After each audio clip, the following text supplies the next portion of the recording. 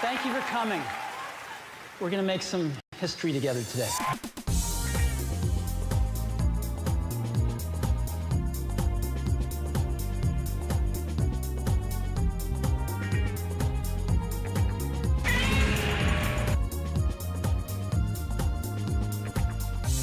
Is that clock going slowly? It is! Look at that. Ronnie Brown, untouched.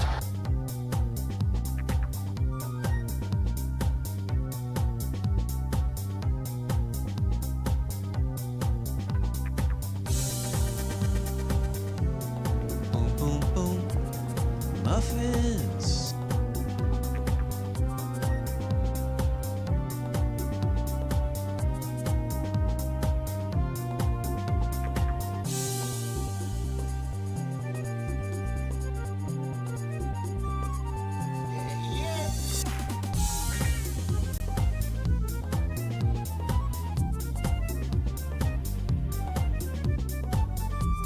Attention parents and grandparents of young children.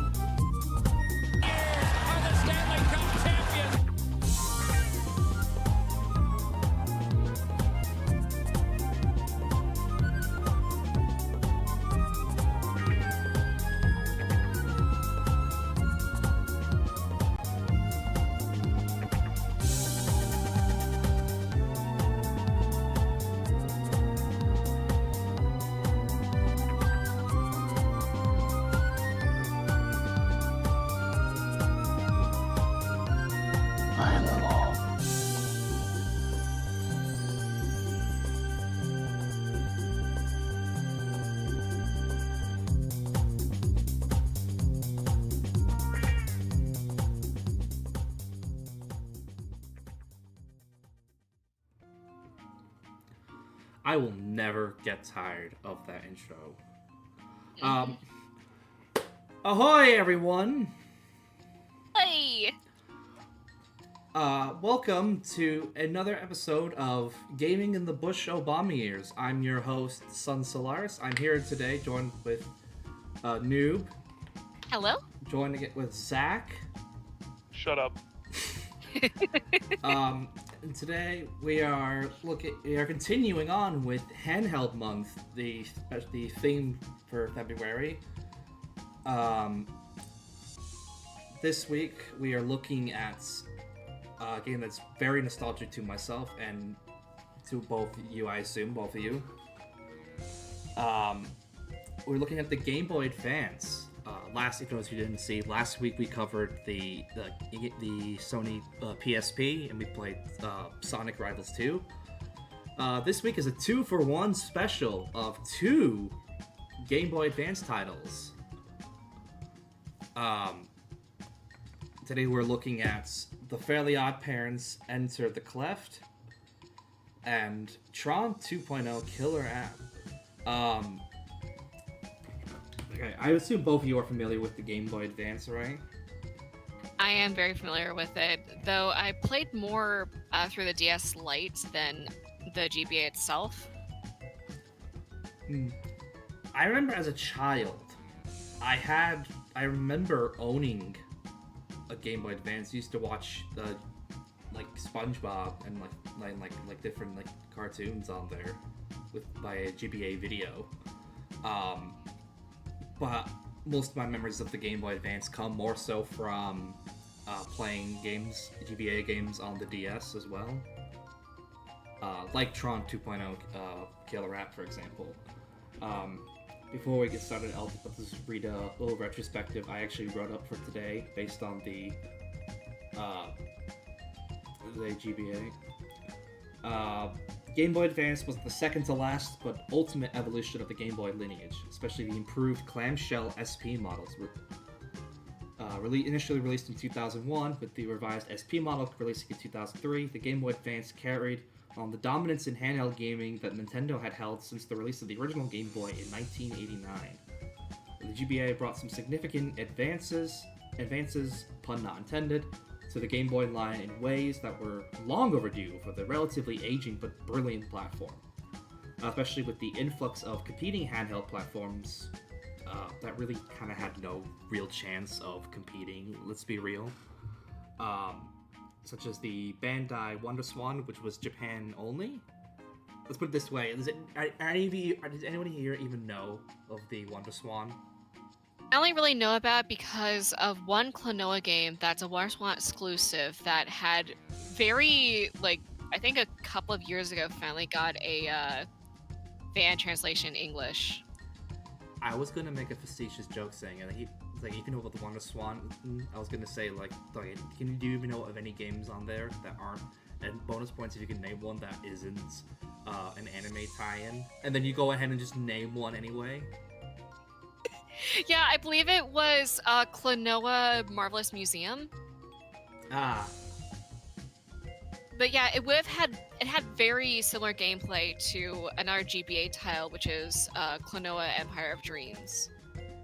So like a 2D puzzle platformer. Oh wow. That's actually pretty cool. Mhm. That's why I love that it's gotten English translation as well. There are so many Japanese exclusives that really deserve an English translation. I remember. Some that. Go on. Oh, sorry, go on. Oh, I was gonna say. I remember a few years ago. I remember playing this one Evangelion game on the DS. It was a DS port of Rei Ayanami Raising Project. It's basically like a life simulator thing where you play as a nerve official and you basically have to basically take care and raise Rei Ayanami. But it got an English, but the DS version actually got an English translation. They got fan one in 2020, 2021. There's a few other games I'd love to see English translations of, whether it be like the PS2 Evangelion games or the PSP ones, or any of the many Japan exclusive Gundam titles that weren't English, that were already in English. But you were saying, Noob? Oh, about Klonoa though, in every game involving Klonoa, they always have, well, except for one of them, which never got a North American release. The game will always start with Klonoa doing his iconic Wahoo, and they even include it in the WonderSwan version, even though it sounds so fucking bit crushed. And it's fantastic. I love it. Did they include my other favorite Klonoa catchphrase? No, they did not. Did you see the way his fucking head opened up? I really hate that joke, man. For those who don't know, the original line, "Did you see the way his fucking head opened up?" was a line from the film Platoon. I forget the context. I think it was the idea was Klonoa's grandfather or someone was a veteran, something like that. Oh no! What happened was in Klonoa 2, I was talking about how you go into the Kingdom of War, and there's just tanks and missiles and shit dropping from the sky. Yeah, I made a joke saying Klonoa just ends up going into a scene from Platoon, and then I made the joke of that line. See his way, his fucking head opened up. Wahoo!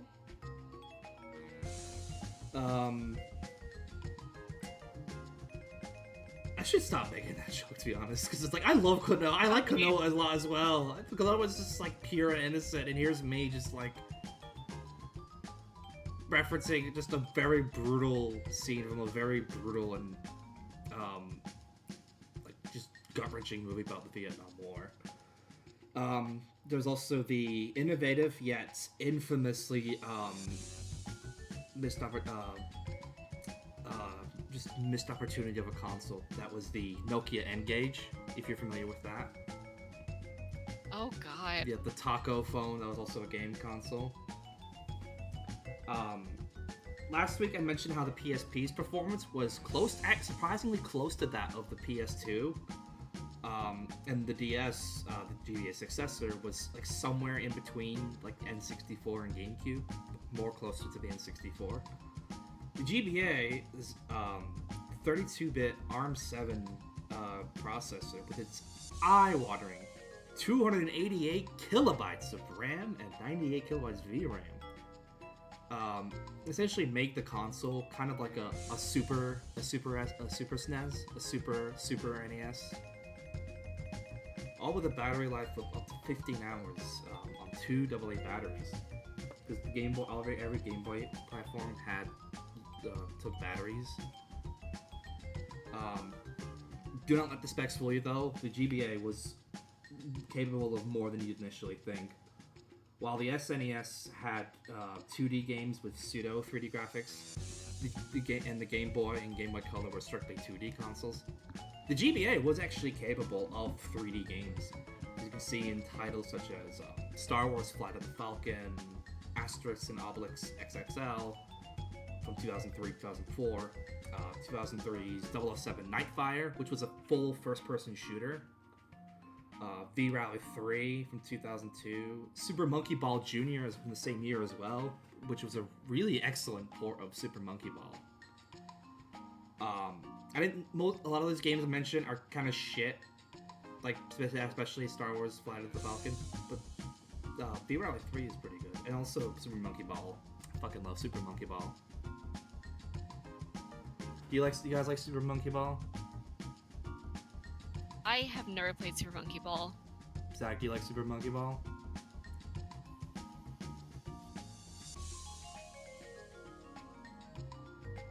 Really hoping for someone to make a Smiling Friends reference there.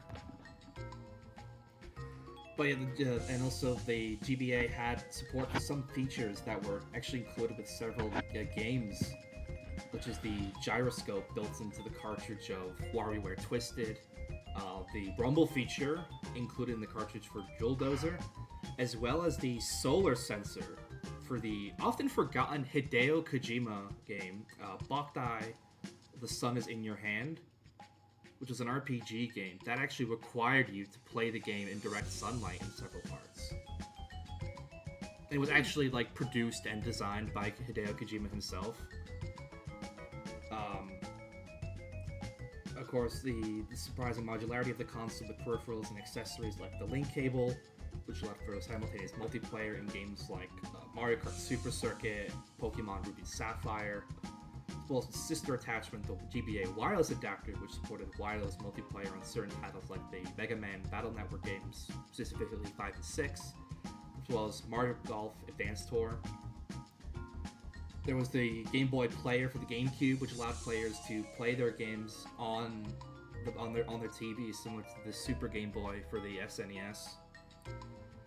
And even the Game Boy, GBA, and the GameCube, its cross-compatibility went further than that with the GBA to GameCube link cable, which acted similar to the Sega Dreamcast's VMU. Which actually, what this actually did was it allowed special features in select GBA and GameCube games, such as Animal Crossing, where connecting to the GBA with the e-reader attachments would allow the player to create textures, play NES games in Animal Crossing, and access the Animal Island. Connecting it to Dakar Rally 2, the World's Ultimate Rally, allowed players to actually play the unreleased Game Boy Advance port of the game. And connecting Metroid Prime and Metroid Fusion was really cool, because if you completed Metroid Prime 1, you'd unlock the Fusion suit in that game, and if you completed Metroid Fusion, you'd unlock the original NES Metroid to be able to play. There was the Play On, an MP3 and MP4 add-on, designed for the GBA SP, as well as the DS and Game Boy Micro. The GBA SP was a clamshell revision that added something that was long overdue for the Game Boy Advance, which was a backlight that allowed people to play in low light conditions, making products like the Afterburner lights completely redundant. I don't know why it took so long for the Game Boy to receive a backlight when many other handheld consoles actually already had backlights. Although I believe that was due to budgetary reasons they didn't do it. But in Japan, 1998, they did have the Game Boy Light. 2005, there was one final revision of the Game Boy Advance, that being the Game Boy Micro, which was a tiny little thing that kept the original horizontal design of the GBA. It had modularity in the way of customizable faceplates, similar to the new 3DS, as well as the Xbox 360 or the PlayStation 4 and 5. Wasn't much of a seller, nor did it really make a splash because by then the DS had already come out, and that itself had GBA backwards compatibility until the release of the DSi in 2008. Though that being said, the Game Boy Micro wasn't really meant to be a serious console like the GBA or the DS. It was more meant to be kind of like a fashion accessory, which is seen as like marketing and overall design. Just really briefly, I'll touch on one more accessory. Well, there's the e-reader, which was like a card scanner that would work with, you could play NES games with, and also had like features in a couple other games. But there was also one weird accessory that I was reading about that I do want to show, and I'm putting it on screen here, and I'll actually put the image of this in the text chat so you guys can see this as well.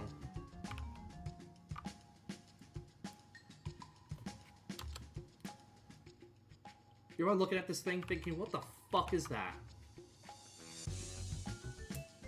That right there is the Gluco Boy. Wait, oh my god. It was a blood glucose monitor designed targeted for use by children with diabetes. And it was made for the Game Boy Advance. It was actually compatible with the GBA and the DS. In fact, the DS itself actually got its own equivalent of that in like 2009, 2010 called the Digit. The GBA is arguably one of the greatest consoles of all time, and to me the pinnacle of the Game Boy lineage. Aside from being backwards compatible with the entire Game Boy and Game Boy Color libraries, it had its own incredible library of games, a few of which I will mention now. A few highlights. Advance Wars 2001, F-Zero GP Legend, and its Japan-only sequel, F-Zero Climax. Fire Emblem, which was the first, which was actually the West's first taste of the Fire Emblem franchise. Godzilla Domination, Kingdom Hearts Chain of Memories, not to be confused with its abhorrent remake, Recom. Kirby and the Amazing Mirror, which was my first Kirby game, actually. Kirby Nightmare Dreamland, which was originally a remake of the first Kirby game.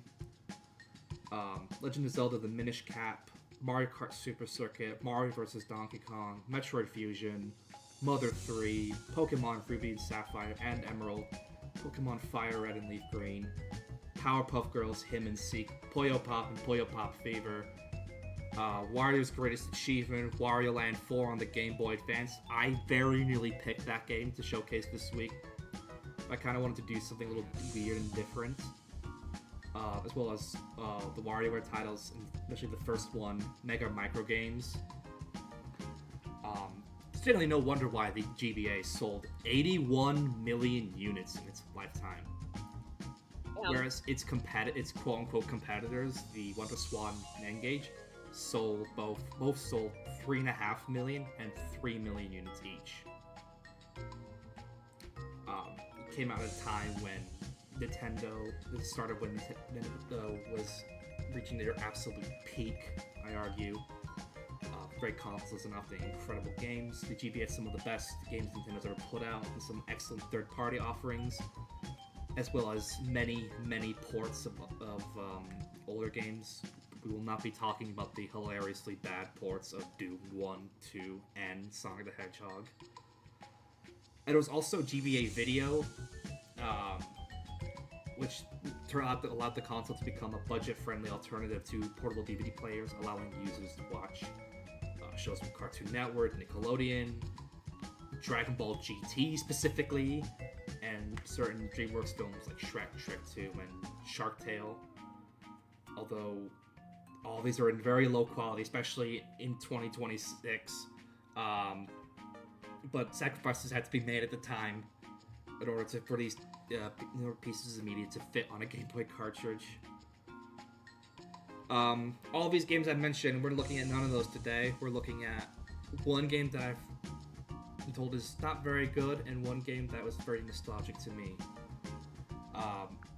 First game we're looking at is the Fairly OddParents Enter the Cleft from 2002.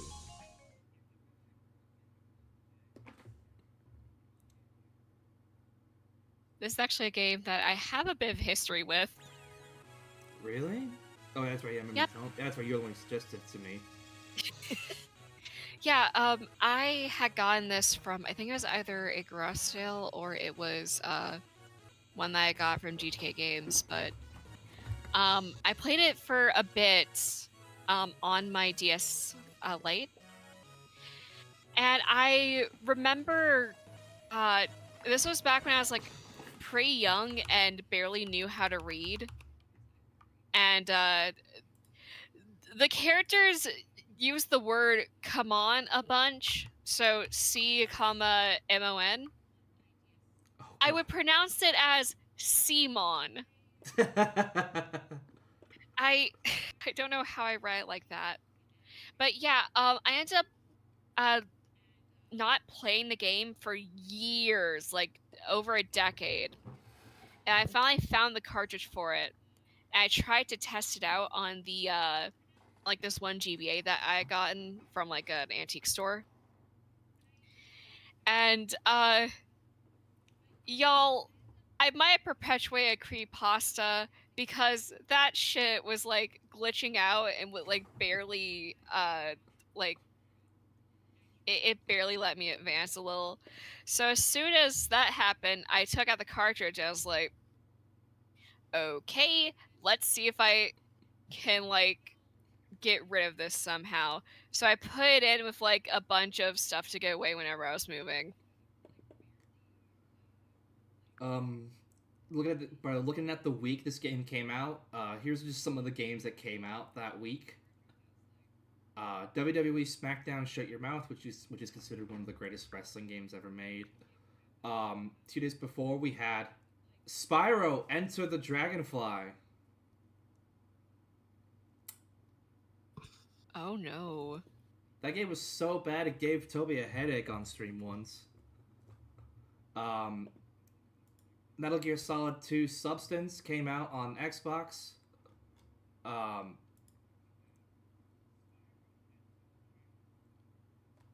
Which actually, that to me is like probably the definitive way to play Metal Gear Solid 2, especially for the excellent skateboarding mode in the game. Also, same day, that was the same day as this game, and the same day as this game as well, the original Ratchet and Clank came out. But the day after was the real gem. Zapper, One Wicked Cricket.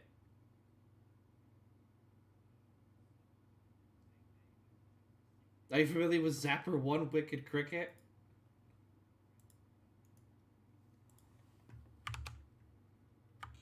The silence is exactly what I was hoping for. I was posting a picture of the cover art there. It looks like a fucking character from Ants. Like the movie. Oh my fucking god, that's horrible. What the fuck is that? Oh, this game's got a password system. Excellent. Fucking sentient fish tackle. But if anyone watching wondering what's with the trans flag in the top left corner, Butch Hartman is a shitty person with shitty beliefs. So as a big fuck you to Butch Hartman, I decided to put that in the corner. Yep, which, fun fact, a lot of people who are also, you know, big fans of Danny Phantom also make content headcanon Danny to be trans to exclusively fuck with Butch Hartman. Let me just turn the game up for 1 second. There we go.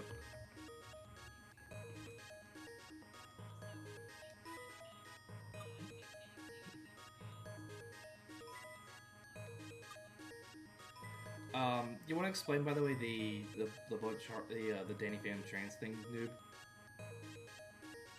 Oh, well, honestly, that's just kind of it. People like to make Danny trans to fuck with Butch Hartman. There's also like the idea of him like having to pretend to be like completely human when he's part ghost, as being like so much of the struggle that some trans people face trying to essentially like hide their identity from people who would like disapprove of them not being comfortable with the gender that they were assigned at birth. Alright, Timmy, let's enter the comic book world. Apparently, Timmy is now playing the 1990s Sega Genesis game, Enter the Comics. Fun fact, Step into the light, Timmy! That fucking guy, Lupa! I like the Lupa in the right corner there, right side. Mm-hmm.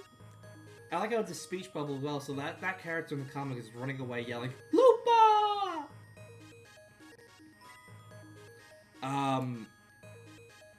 Fun fact, the voice of Cosmo, I forget his name, was actually in a film that Mystery Science Theater fans will recognize.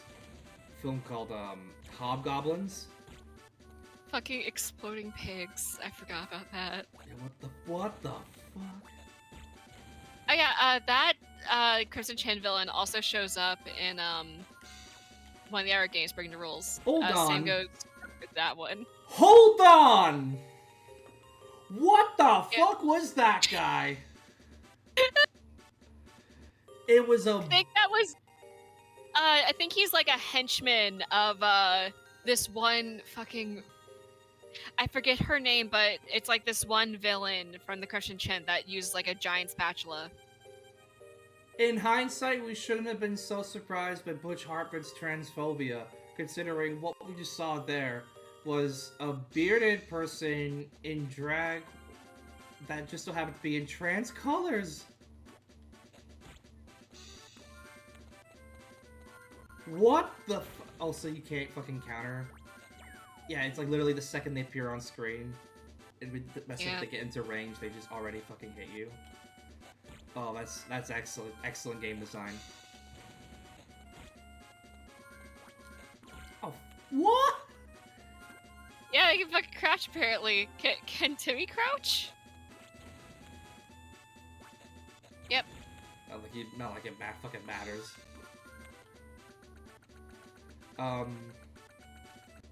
By the way, here are some movies. By the way, these were the top 10 highest-grossing movies of the week this film came out. This game came out. Number 10 was Bowling for Columbine, Michael Moore's incredible documentary about both the Columbine shooting and really the state of guns in the U.S. at the time. Red Dragon, which was based on the same book series as with like the Hannibal Lecter like books. It's actually the first book in that series, predating Silence of the Lambs. I think it's the first book in the series. Punch Drunk Love, Paul Thomas Anderson, incredible film with Adam Sandler pulling out one of his best performances ever. It was an item shop. Mm-hmm. That's cool. You know what? But you nice to know exactly what they do. Oh, well, what you know, explanation.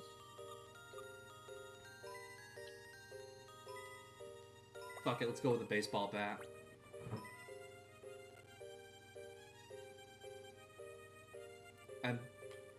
Timmy, You why had are to you... hit buy. What? You had to hit buy. You had action. Alright.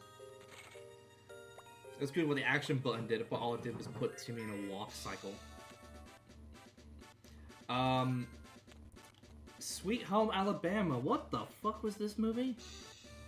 A young woman who has reinvented herself as a New York City socialite must return home to Alabama to obtain a divorce from her husband after 7 years of separation. I have never heard of this movie. I don't know who's in it, and it sounds, shit. That was a Disney film. Number 7 was My Big Fat Greek Wedding. Oh. Timmy's is dead now. Oh shit! Number 3 was Ghost Ship, a film that was really good for the first 10 minutes and then really shit for the rest. Number 3 was Jackass the movie. Excellent film. I fucking love Jackass so much, and I'm so excited for the fact that we're getting a new Jackass film this year. Genuinely surprising. And then we had The Ring. That was the American remake of the Japanese horror film of the same name. Directed by the original director as well. Oh, fuck off to me. Oh, I guess we're back at the beginning now, I guess. Oh, you're bad though. Alright. So I can sprint. That's cool.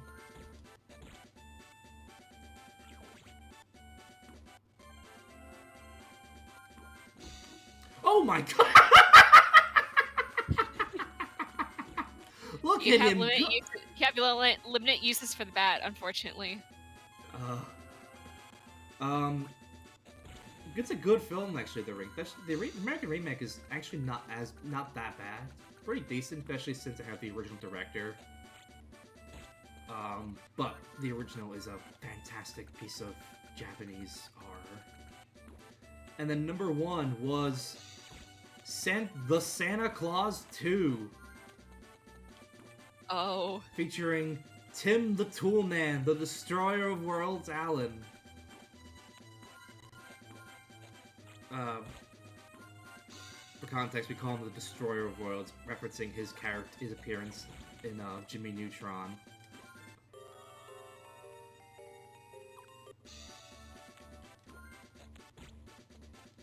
Oh, I guess they're gone now. That's lame. Every time I see Tim Allen, though, I always think of when Tim Allen did that story of when he complained that why he can't say the N-word, but black people can.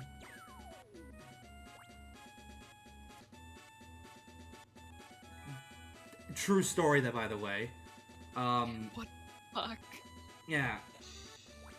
Well, use some critical thinking skills there, Tim.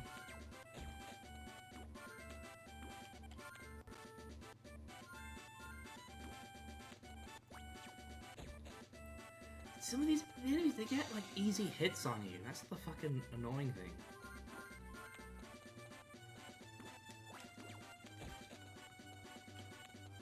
It's like a shitty NES game.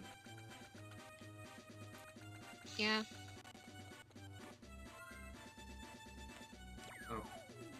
Oh, okay then.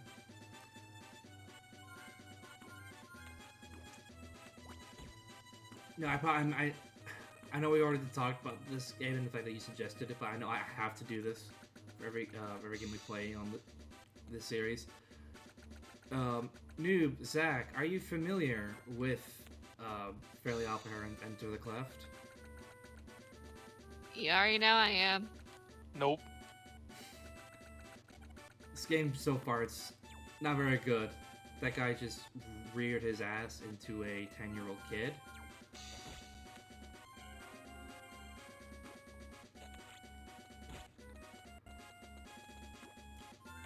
I think this was if I remember correctly, this was the first. Are you fucking kidding? And now you're back at the beginning. It took me forever to beat level 1. I'm gonna be honest. I could slowly feel like I could just hear AVGN's voice. I feel myself slowly turning into the AVGN.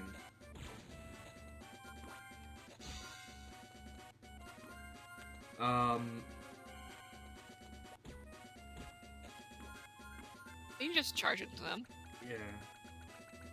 Just... There we go. What was I saying? Oh yeah. Yeah, this was the first Fairly OddParents game, and was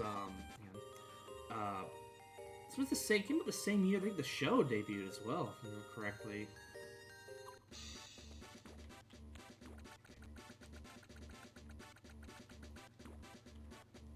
Yeah, Parents.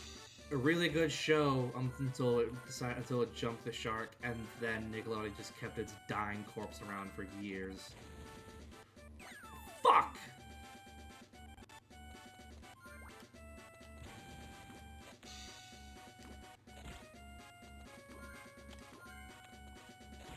Oh, that guy just died.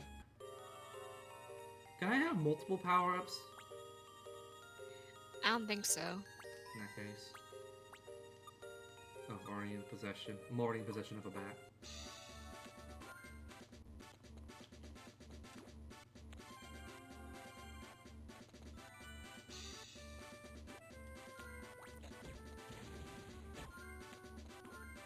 Bonk.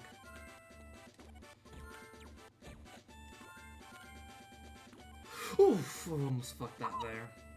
Jesus Christ. I even pressed A before, like...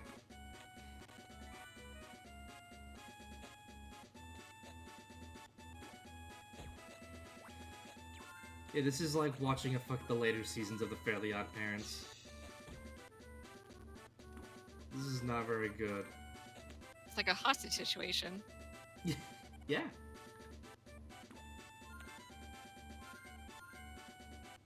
There we go. See, he got the fucking free hit on me!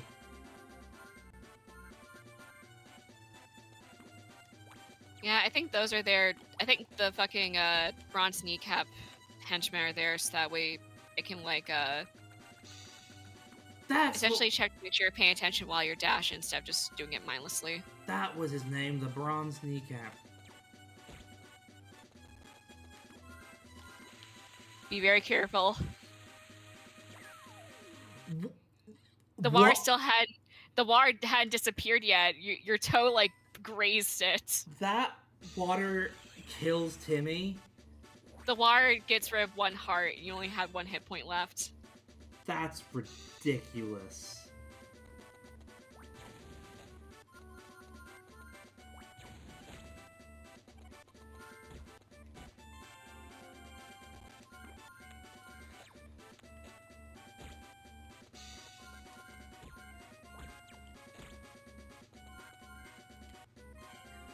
See, the bronze kneecap wouldn't be so bad if, like, it didn't get a free hit on you, even if, like, you weren't dashing. Like, if you tried to be extremely careful.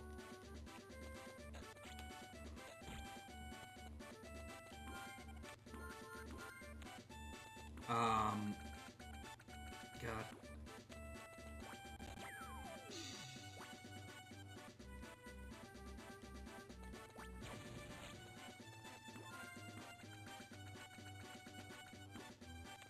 Yeah, this game's not very good. I used to... Tell you what though, growing up though, I did fucking love this show a lot. Do you remember the, there's two episodes I always remember in particular. There was the standalone Crash Nebula one, which was actually meant to be a pilot for a Crash Nebula show that never got picked up. And then there was... Sorry, hang on, and then... There we go. And then there was, Channel Chasers, which was like the big special, like the TV movie. Man, fucking love the Channel Chasers one. So many of those references completely went over my head as a kid. Then we're watching it a few years ago, it was like, I was like older and someone who's like very well versed in a lot of media, film and TV. I was like, oh shit, I recognize that. That's just straight up an entire Dragon Ball homage. Oh god, there's also fucking the Wishology trilogy. What was the Wishology? Was that the Secret Wish one? No, it was a 3-part special where Get fucked, kneecap.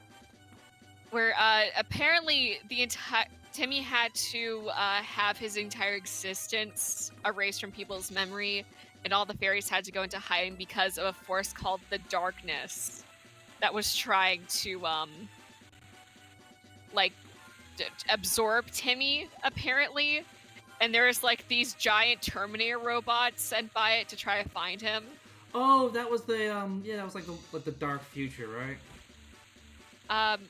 No. They also had Kiss appear in the first one. Oh god, yeah. And then the second, like, I think, like, at the end of it, there's also this one guy that appeared named Turbo Thunder, who's basically like a Superman type character, and he was meant to be the chosen one to stop the darkness. Yay! Stage clear, finally! Fucking finally! In like part 2, they find out that there's a second part of the prophecy to continue to beat back the darkness. And Timmy needs to get help from his fucking villains. And at the end of it, Timmy sacrificed himself to try to stop the darkness since it wants him. And part 3, he gets rescued from inside the darkness and is finally able to stop it by becoming friends of the darkness, because that's all the darkness wanted.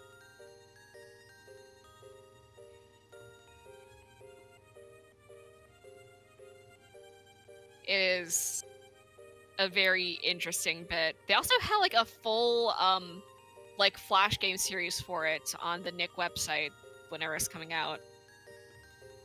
Oh yeah. I accidentally unplugged my controller. Alright. I had to double check something then. It was like, oh yeah, it was Channel Chasers. I was trying to remember, wait, is Alec Baldwin in Channel Chasers? Or like, yeah, it was. He was future Timmy.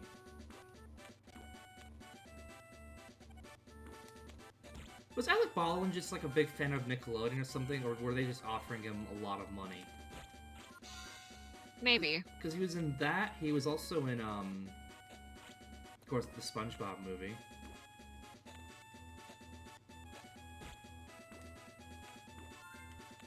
The fuck is that? Oh. Timmy just stood there despite me pressing several buttons. Oh yeah, that was his hamster.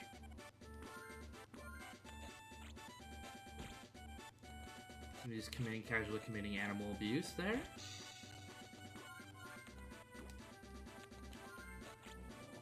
I mean, you're also attacking the dog, so it's just another cat animal. Oh my fucking god. You gotta be fucking kidding. I guess that was why the ladder was there.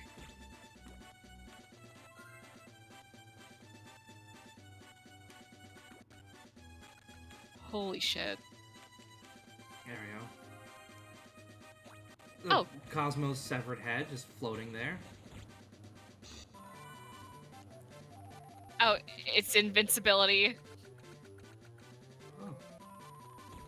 That's pretty cool, actually.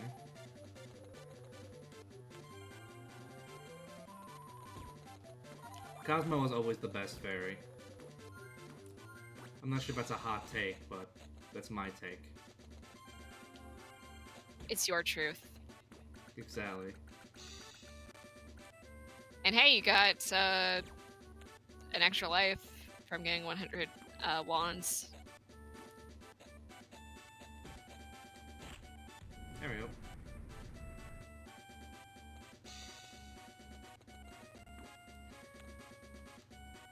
You know what? Because it's funny to me, and it's a big fuck you to Bush Hartman, I like to think that, like, the characters, like, the bearded characters we're defeating, those are meant to be, transphobic, like, stereotypes, and Timmy is fighting transphobia. That's my game theory. Or you want to go even further, it's women who, you know, might be intersex or, you know, have PCOS, so it's like the stubble that ends up appearing. Yeah.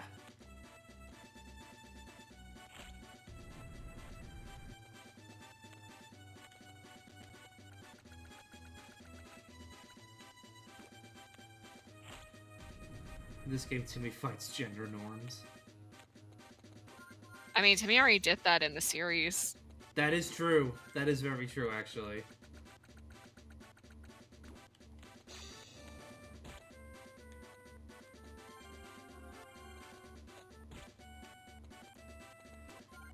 Real talk though, who was the best character in this show though?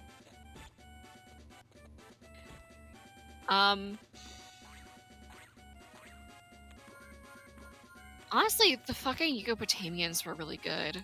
They were.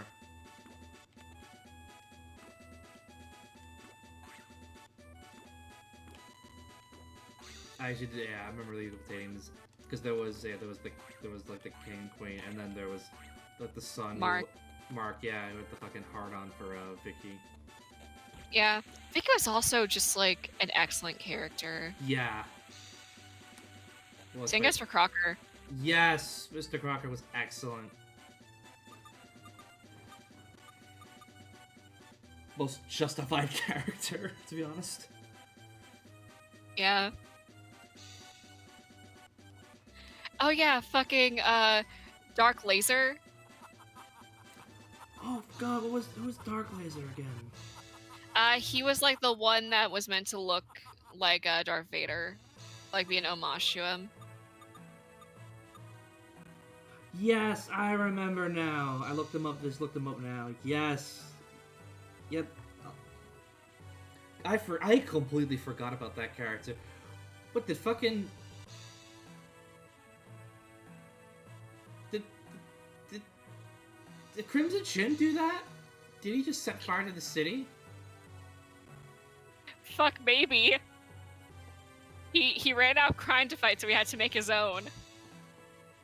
That explains his weird evil laugh he just had there.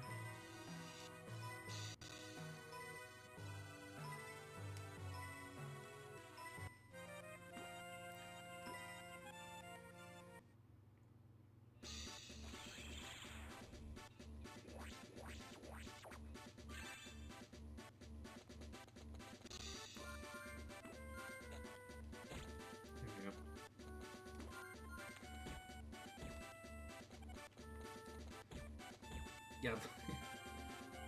Go push down someone else's time. You know, There's fire everywhere. I say that then. I quote Henry Rollins there. Wasn't maybe I'm losing my mind. Was Henry? He might be. Henry Rollins in an episode? It wouldn't surprise me if he was. They had some weird guest stars.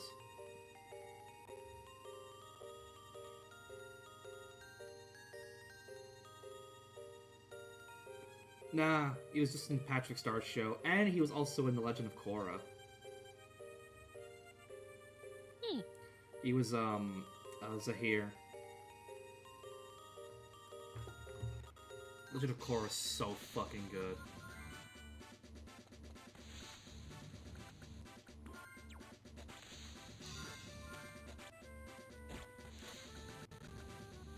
Ow.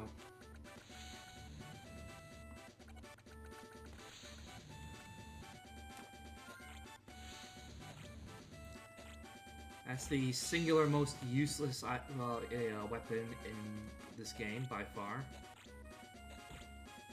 At least allow me to beat up Bronze Kneecap. Allow me to beat up the Irish rap group Kneecap. Go listen to Kneecap if you haven't listened to them. They're fucking excellent. They're as genuinely as Irish can get. I particularly recommend their songs HOOD and Get Your Brits Out.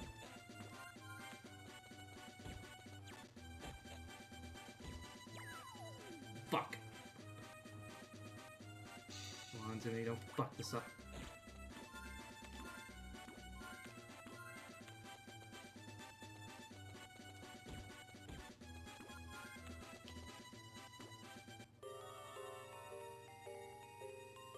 Ooh, what can I buy here?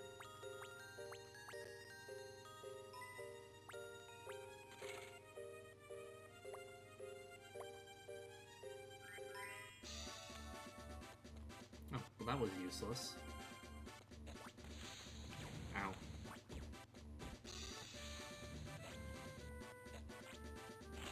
There we go. Managed to get that there.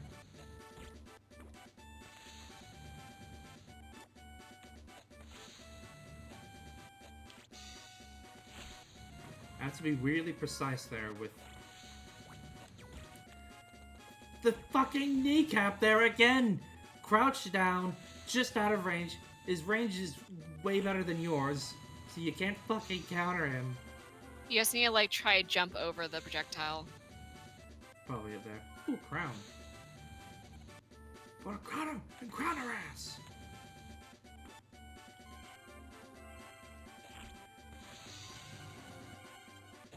Oh my god. Excellent enemy placement there, game. Excellent enemy placement, game. Gotta use the fucking bat now. The bat can also knock back enemy projectiles. Oh, can it? Yep.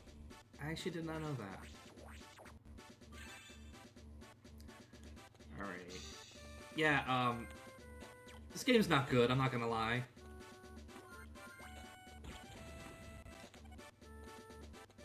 Were there actually any, like, genuinely good Fairly OddParents games? Showdown. Yes. Fucking amazing. Excellent platformer. My favorite fucking Fairly OddParents game. I should actually play that on stream at some point. I highly recommend it. I do have plans for next month's Get Boys, though. Well, 2 of them at least. Next month, of course, is special. There's actually a spoiler for I was watching his little sneak peek there. Next month we're doing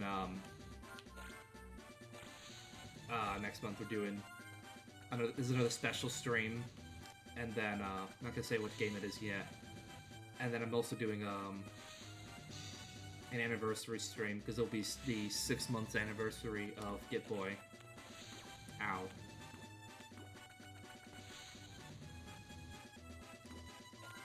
There we go. If I can believe it, 6 months already of this series. Almost. I remember when I first started out, I barely had a clue what I was doing, and here I am now. Still barely a clue of what I'm doing. But only slightly more of a clue.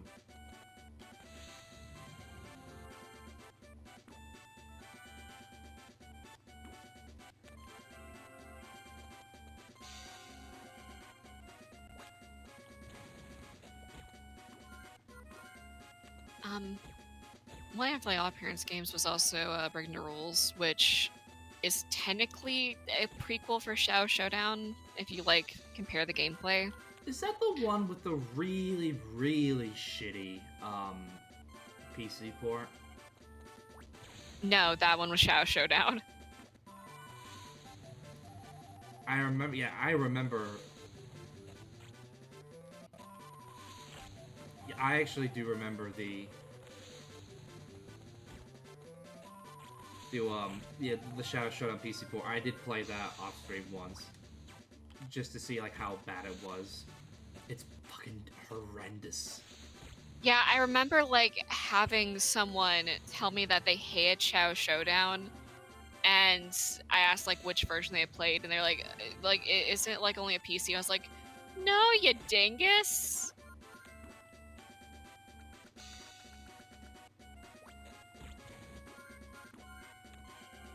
I got this. Fuck yeah! Breaking the Rules is, like, in comparison to Showdown, is pretty fucking bad, because, in order to get, like, the, MacGuffin items to, progress in level, you need to get 5 wish stars, which will be scattered around the hub world. You have to run around to get them, and it can be very annoying to do this, especially in some levels where you're being chased. One of the levels the thing that you get is like just the ability to progress in a level. The animations for that is also terrible. Like, you ever want to sit through a 16-second animation of Timmy as a dog digging through a flower pot to get to another part of the level and have to sit through it without skipping it, only to have to sit through the animation again because you need to go through another flower? I'm sorry, noob, but I just got blindsided by fucking LeBron's kneecap showing up and just completely laying out Crimson Chin jobbing the fuck out. Yep. He gets hit once and then he just decides, I'm going to do my best impression of Mothra. The game also has a life system. If you run out of lives, you have to start the level all over again from the beginning. And those levels go on for fucking ever.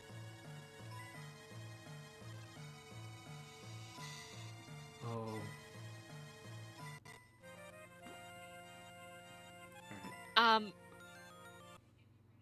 Fucking the end of it, by the way, also has you find Vicky by having to fucking like ground pound buttons to get her to wish for her to have never taken the rules from Timmy.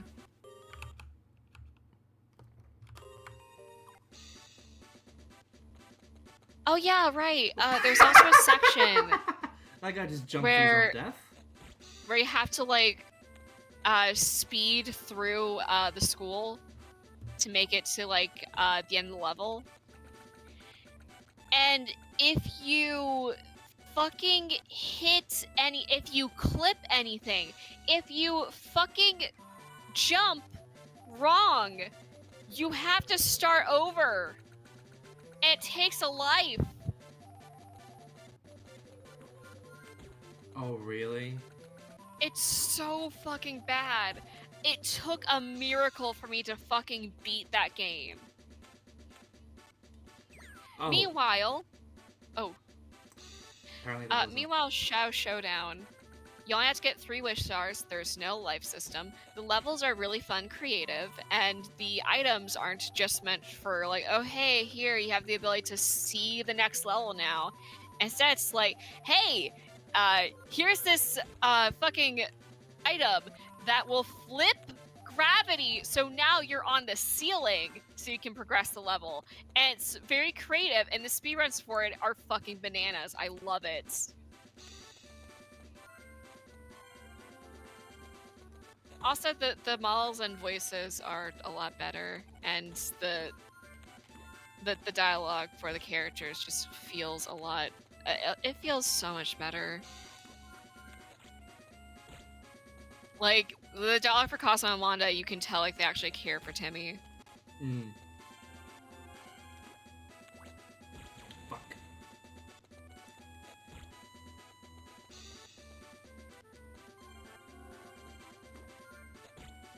Alright. After I've done like this part of this, I'm gonna move on to the next game. Right?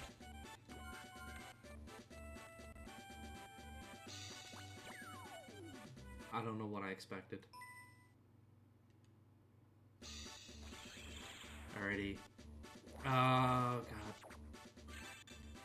I think it's safe to say, of like the Nicktoons characters, I think SpongeBob pretty much had it the best, as like the best games. Yeah. Makes sense, because that's Nickelodeon's Golden Goose. I can't think of any Danny Phantom games now that I think about it. I do not think there was. I think maybe been one. Maybe for like the Game Boy Advance. Like, outside of him showing up in like Nicktoons, I can't think of any. Try looking it up, actually. Hold on, I'll go and look up like tape level. Yeah, look it up actually.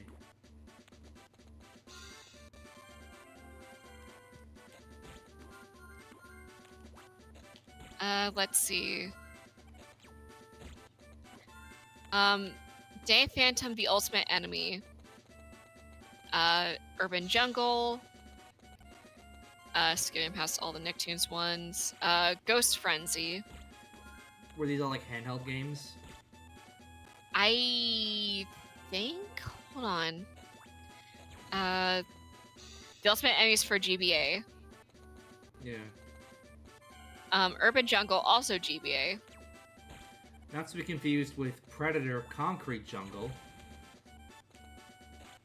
And Ghost Frenzy was a game on Android.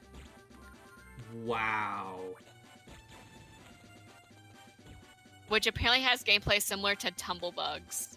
Wow. Hold on, the Ultimate Enemy.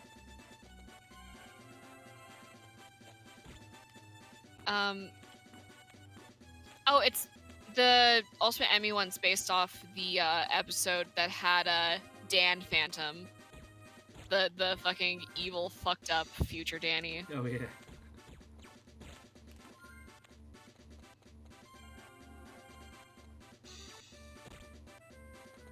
What was it called? Oh, apparently that one was gonna be released on GameCube, PS2, Xbox, DS, Windows, and PSP, but it was canceled. Cowards. And the game can be finished in a minimum of 2.5 hours. That'd be a great special stream. Here's one of the Get Boy special streams where I start a game and the stream doesn't end till it finishes. 2.5 hours later, and the game's done. Thanks for And watching, Urban everyone. Jungle is based off the episode with like the plant ghost that possessed Sam at one point. Is there one based on Ember? I don't think so. Also, apparently this one has a DS version, and both of them have different things in them.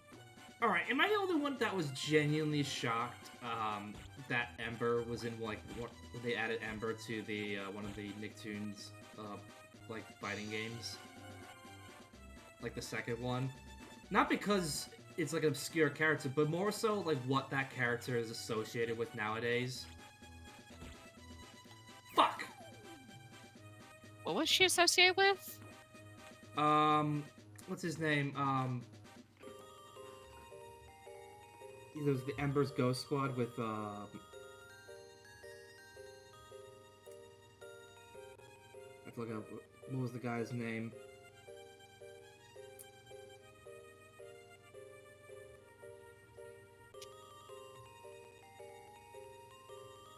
Oh my god, what was the guy's name? Randy Stair, yeah. Probably the lamest mass shooter in history. Huh.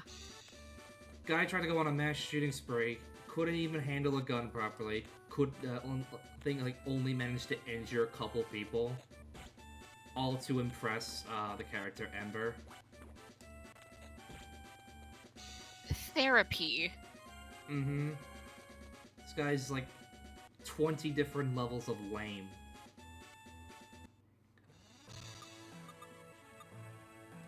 Welcome to my I don't know how, I can't remember how it sounded, but it was still bring up my own voice. Welcome to my hideout, Cleft.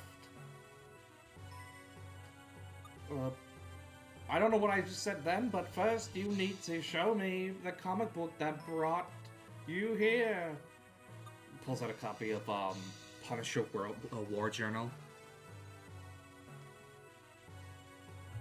I don't know why it's the first one I thought of. Oh no, oh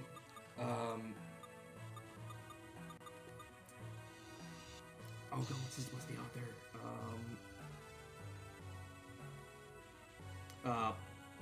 The Masamune Shiro's The Ghost in the Shell.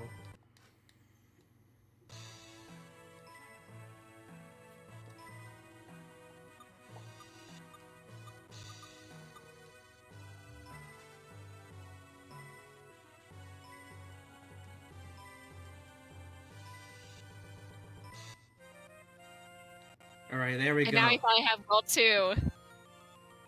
Oh, Han, what's the password? Oh, yeah. In case you ever want to try to go back and finish this shit. It's this, or you know what I could do? F1. Save states. Emulation. I did the imagination thing as well. All right. For the next game though.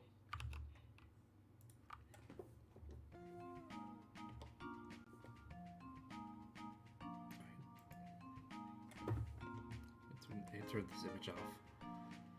All right. That was the Fairly OddParents Enter the Cleft. That game fucking sucked.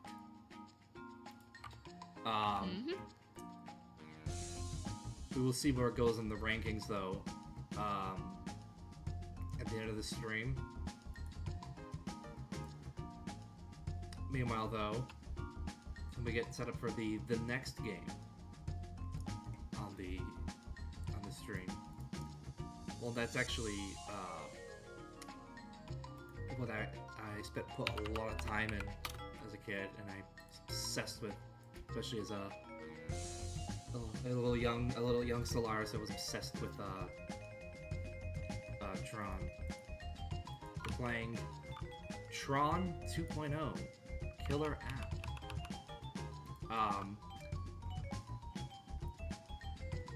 I actually covered Tron, the main Tron 2.0 on this channel previously. One of the first episodes of Get Boy we did. That stream did not go very well because for some reason OBS did not want to capture the gameplay for some fucking reason. But I might be doing it next month, actually go back and revisit Tron 2.0 because I would like to maybe revisit some of the games I've done on Get Boy, the early episodes. Because Tron 2.0 was a really cool game. It was a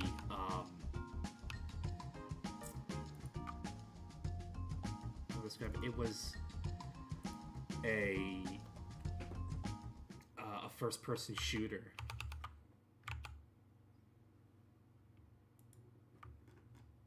Oh, hang on. It was a first-person shooter, kind of based on the world of Tron, but made in late 2003, yeah.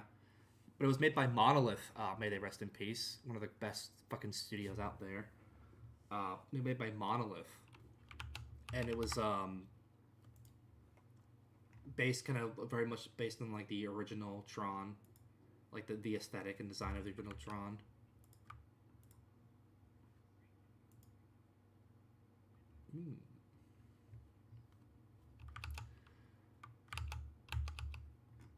But Tron 2.0 Killer App for Game Boy Advance has nothing to do with that game. It tells its own original story. Although I should mention, Tron 2.0 also brought back a lot of the original cast, except Jeff Bridges, of course. But I brought back Bruce Boxleitner, the guy who played Alan Bradley, and Tron. He fights for the users. Brought back, what's her name? The actress who played the little AI. I forget her name now. I'm blanking. But also brought back Sid Mead, who the original artist for Tron, to do an original life cycle design for the game. It was a really cool game. Tron 2.0 Killer App for the Game Boy Advance tells its own original story, basically about a guy breaking into NCOM's systems with different gameplay. Instead of being a first-person shooter, it's more of a top-down game. With some really cool bonuses. In fact, I will show that off. If I go down to mini games, look at that. I can actually play the original Tron arcade game from 1982.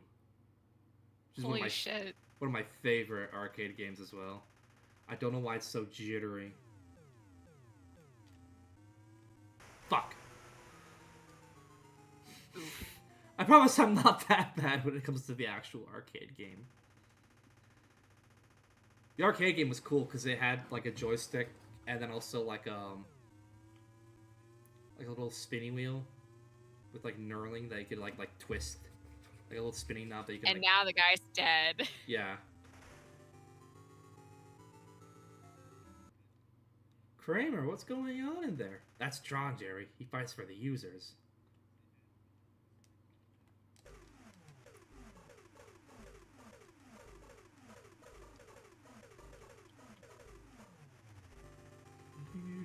Doodly-doo. Yay! Alright. So this is one I always kind of struggled with. Wee tanks. No, every time I see the Wii tank, the tank minigame in Wii Play, I generally always think of Tron.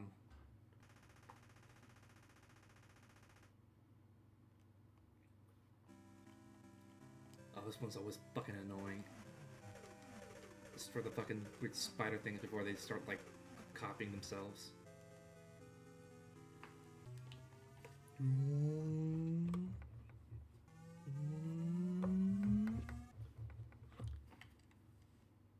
Yay! Oh, and now I gotta fight 3 of these assholes. Fuck! Or maybe not, I guess. And then there's also Discs of Tron, the other Tron arcade game. This one's from 1983. This one mainly focuses on the Disc Wars scene.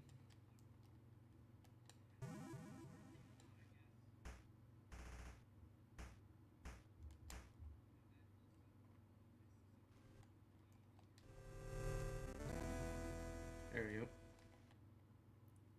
The idea basically is to just de-res your opponents by throwing your disc at the other side of the wall. But also avoid getting de-res yourself.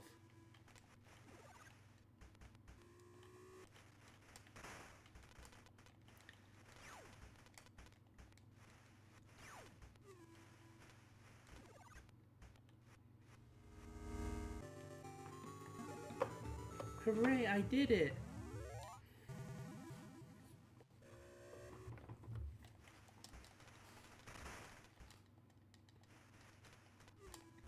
Oh, and there he goes.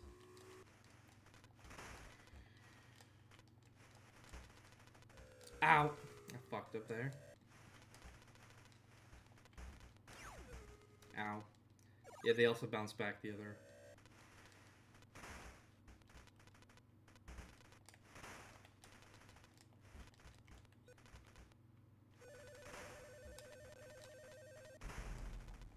The fuck was that one? That one just homed in on me.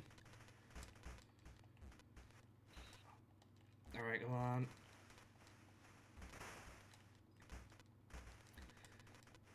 But if you enjoyed me playing that shitty Fairly OddParents game, or you enjoyed me play old Tron arcade games, feel free to do algorithm shit. Like, comment, subscribe, ring that bell for notifications. I stream 3 days a week. This is the main series on the channel.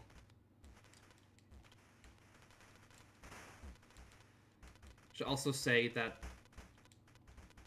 even though, because of the Game Boy Advance's resolution, screen resolution, the actual arcade game does not look this pixelated or shit.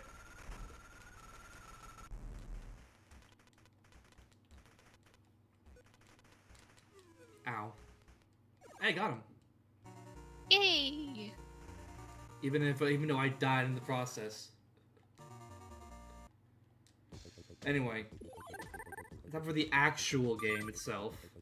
I did play a little bit of this before.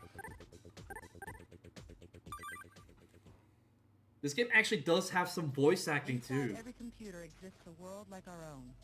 A world populated by living programs. Can you believe that? Here, programs carry out instructions given by people of our world. Oh fuck! I just grabbed my like another GBA game. What? The Spy Muppets licensed to croak. The what? The Spy Muppets licensed to croak for GBA. I need to look this up. It's a James Bond spoof. It's so fucking good. It has some very good like art of Kermit's. Like there's one of him like with like his mouth open, angrily like holding his arms out, and it looks like he's holding like an invisible sandwich. Oh my god, I remember this box art! Yep. It looks so like shit and low quality, the box art. That did this game dirty. Oh, it came out on PC and GBA. Oh, I'll definitely have to look into that. Yeah, I mostly like remember seeing Proton John play it back in the day, and like I saw a clip of like I saw clips of like the fucking Kermit moments. Kermit the Invisible Sandwich, and also Kermit's fucking thinking face as he's like a jet ski going into a cave. Kermit, who's that? Oh, that's Tron. Oh, that's Tron. He fights for the users. I'm in. Perfect. Now to get to business. I'm in. Even the fucking Tron game is not immune to the trope of the hacker man when he breaks into the system going, I'm in. God, every time I hear Hackman, I just think of like when I was in cybersecurity, like the class, and we all called our teacher Hacker Man. I love that. That was our fucking like nickname for him. It's just Hacker Man, and he rolled with it. I love that. I seem to have a corrupted file in Drive M. So, this game came out. Yeah. So the original Tron 2.0 came out on PC in August 2003. Came out on Xbox in November 2004. This version came out in October 20th, 2004. Just really quickly look up some of the games that came out that exact week.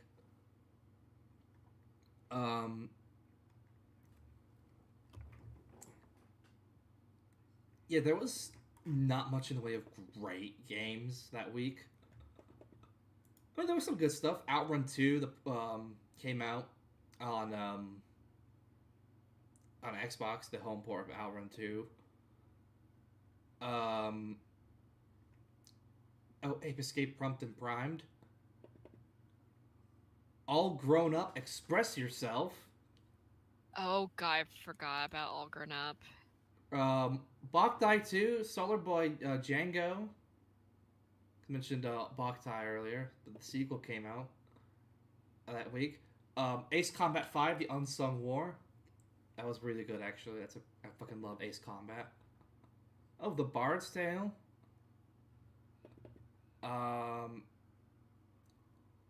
But about almost a week later, though, there were some big hitters that came out, though.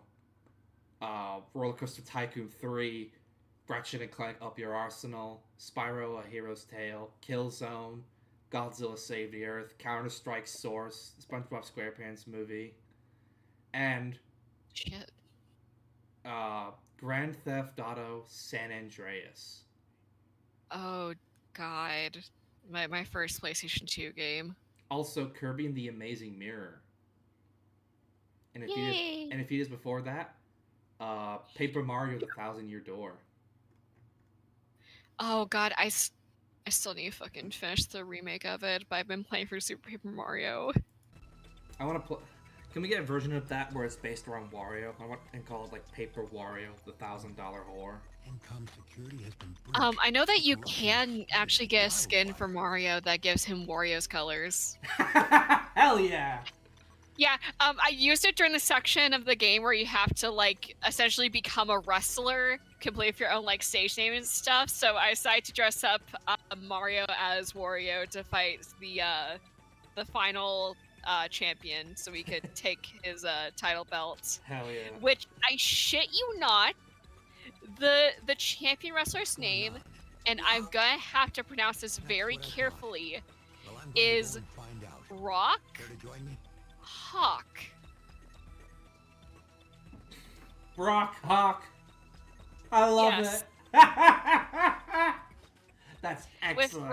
With Rock's being spelled RAWK. He's like a giant bird man.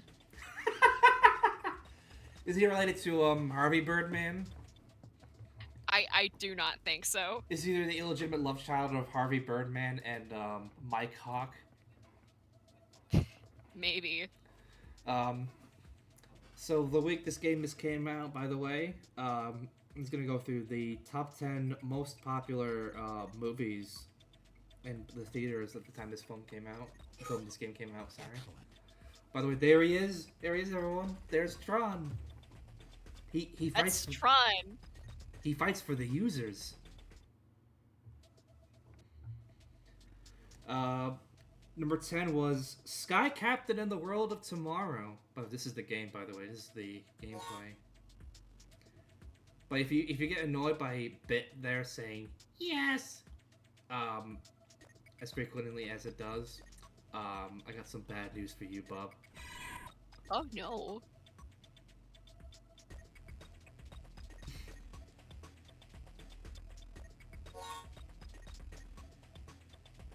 I read that as I'm gonna fall.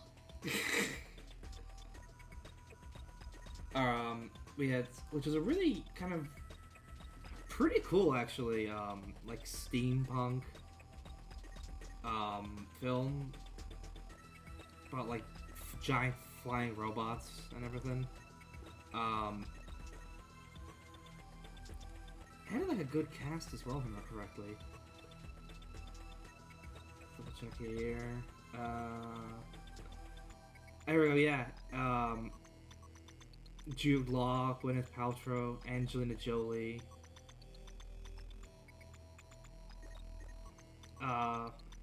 Yeah. It cost $70 million to make, and it only made $57 million. Number 9 was the Motorcycle Diaries. I have no idea what that is about. Raise Your Voice at number 8. A film I know nothing about, never seen. The Forgotten. Looks like some shitty horror film. Taxi. The French film. Well, is this like a remake of the French film?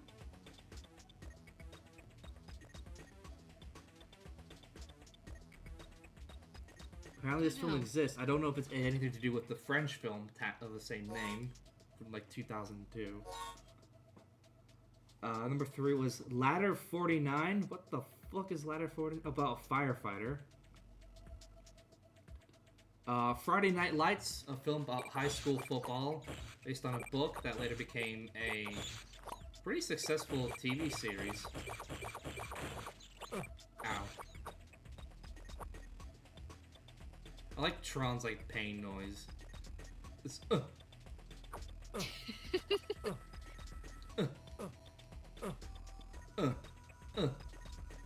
let me go back here.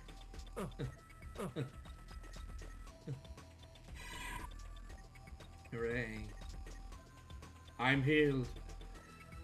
Yeah, that was number 4. Number 3 was Team America World Police. Fantastic movie if you've not seen it. Trey Parker and Matt Stone, the creator of South Park, basically do their own spoof on like action films and US foreign policy using puppets. I have to check it out, honestly. I'd never heard of it. Fuck. Oh, you absolutely should check it out. It's a great fucking movie. Yeah.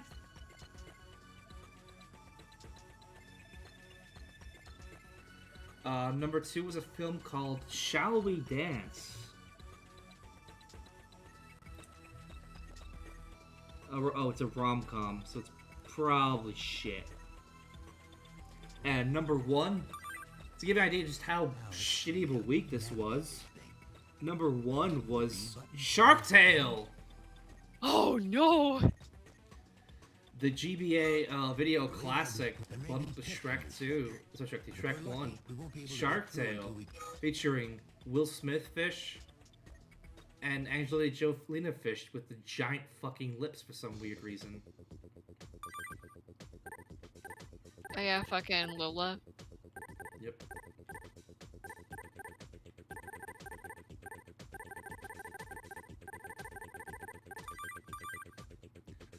Alright, here we go. Get to hear the main menu music while we fight tanks.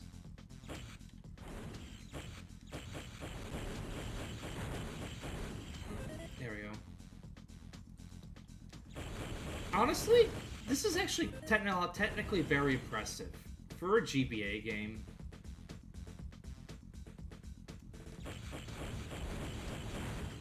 it does control quite weird though, because it is limited to the GBA controls. So you gotta hold A. If you want to adjust your aim, you gotta hold A, and then move the D-pad up and down. It also has like proper tank controls.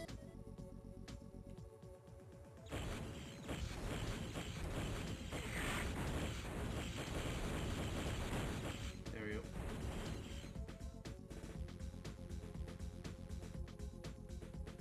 Sector not clear. Oh, they gotta destroy the mines. Oh, there's more of these enemies here.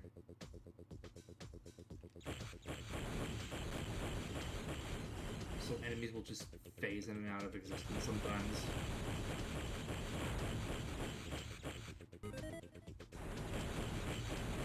Also, we have graphical glitches back there. Ooh. Like, I can see the full 3D model of that tank there, even though, like, only part of it was visible. But part of it, like, behind a wall.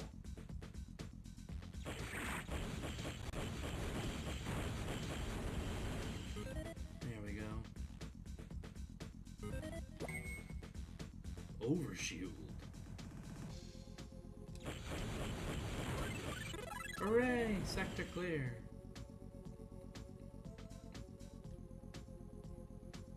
What is this? Oh, speed boost.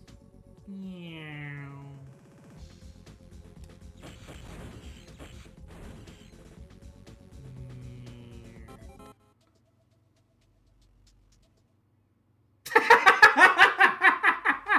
What the fuck was that image there?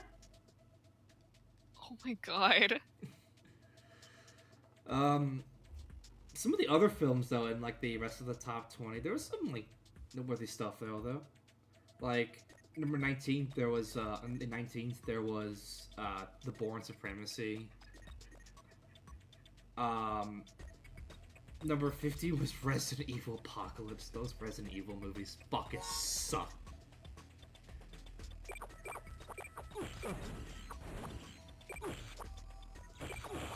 There we go. Number 12 was I Heart Huckabees. Number 13 was Napoleon Dynamite. And number 11th was an actually incredible film. Another incredible film. Shaun of the Dead. God, I fucking love that movie so much. I fucking love the Cornetto trilogy. Even if, what's his name? Nick Frost, bit of a cunt.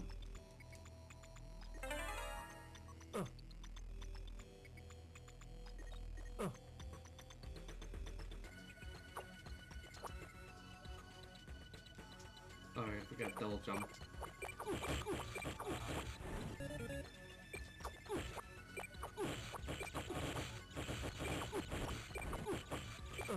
Ow. Hooray! I'm healed! Oh, there's a security terminal here. Oh, I forgot to ask, you guys familiar with this game in particular? I'm not. Alright.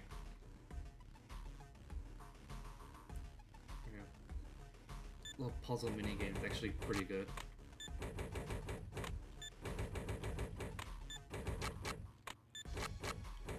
Oh, fuck.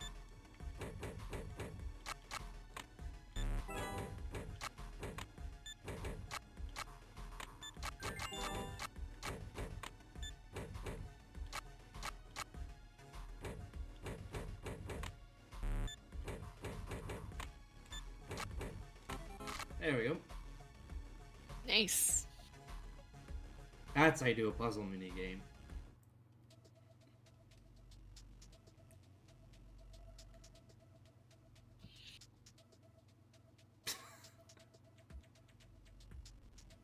Straight out of fucking Dune. Excuse me, Zazzle? Tattle? Miss Bene Gesserit knockoff. Frank Herbert's Dune is, that way. Fucking... It also just sounds like an MLP Gen 4 name. Tattle?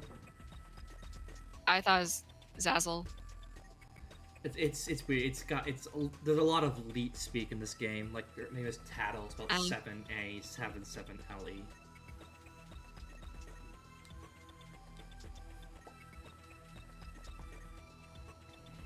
Prophet EXE.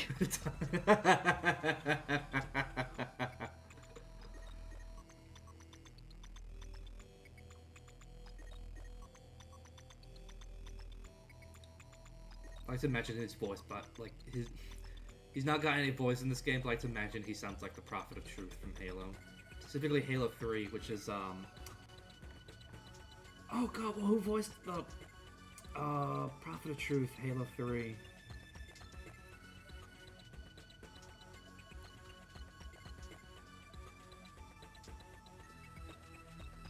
Terrence Stamp. There we go. It was actually Terrence Stamp actually was I meant to bring this up during the Monday stream where I played Space Marine 2, but Terrence Stamp was actually he was actually in a Warhammer 40k like Space Marine like film, an official one like from 2010. That was like straight to DVD.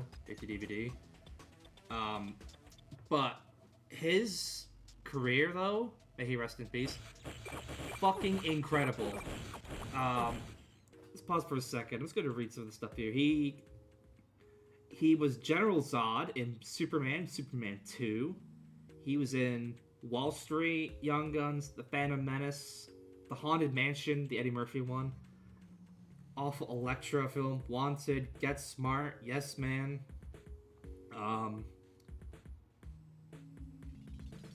He received an Academy Award nomination for Best Supporting Actor in it for his role in the film Billy Budd.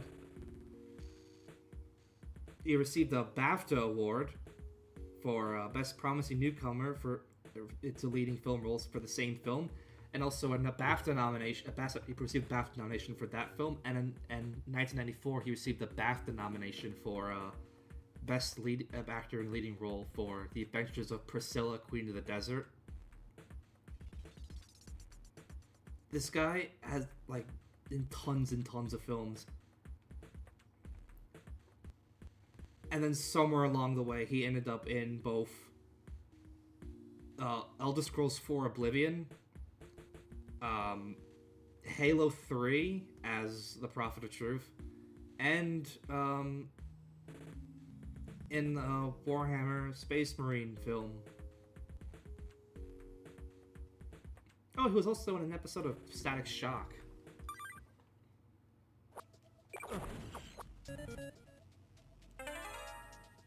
It always fascinates me when you see, like, weirdly big names in, like, something you wouldn't expect them to be in. Because in that Space Marine film as well, John Hurt was in it. John Hurt. I know for his, I know mostly for his performance in two films, David Lynch's,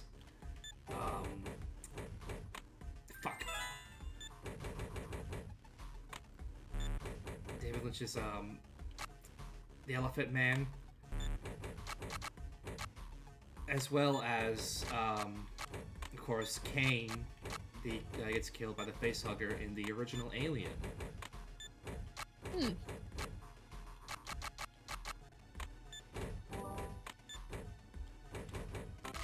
There we go. Access key granted.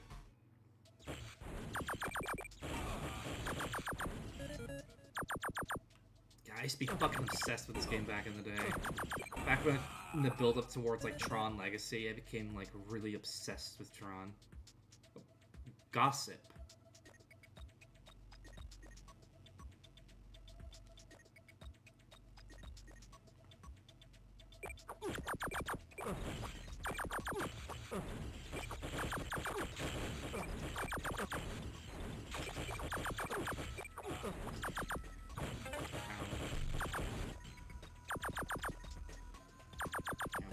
There we go.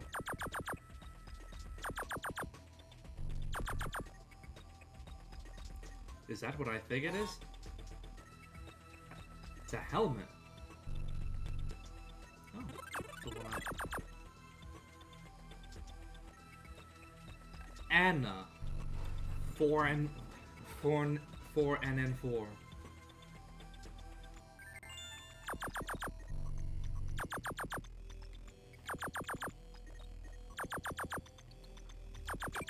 Ow.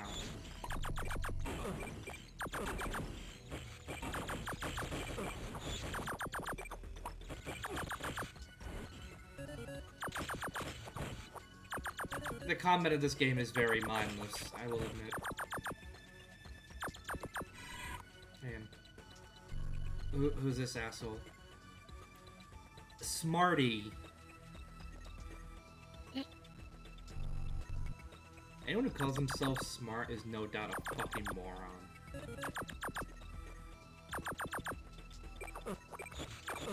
Ow. Destroy the weird heart things that these bastards just keep spawning.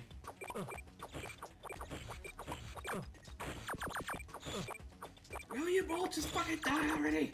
There we go. Ooh. Secured food. An alternate trail style ship. Coming in for the light cycle stuff, actually.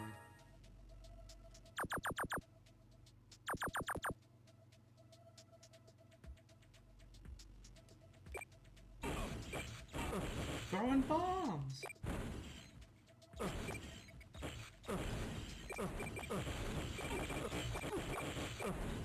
Jesus Christ. Like I said, pretty much mostly mindless. Ow.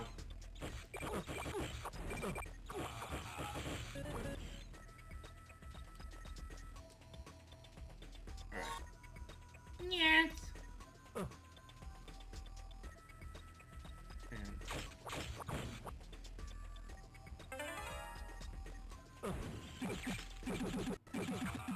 Oh, yeah, it's like a little launcher thing.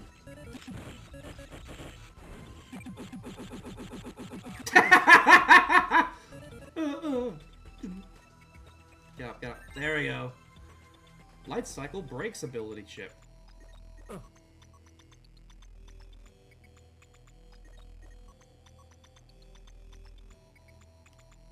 Ow. Don't go in the recognizer zone yet. Japu Marshal. Let's go in the recognizer zone. A recognizer? It's been a while since I've flown one of these things. Let's see, B button fires the cannons. God, yeah. I argue the original Tron, visually, it doesn't hold up that well, but it is still genuinely impressive for like the time period, especially since that was the first movie to use CGI. We've only got a limited. But I argue it's like still just a fun film and very unique.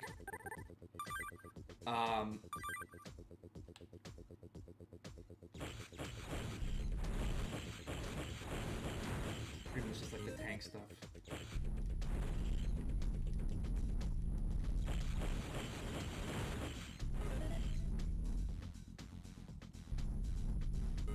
Because it'd be a whole day to be able to like go up and down there. Tron Legacy though, I loved it a lot when I was younger. And watching it with you guys like a few months ago. God, that film is so fucking slow. It has really good pacing for the first half, and then the rest of the film after like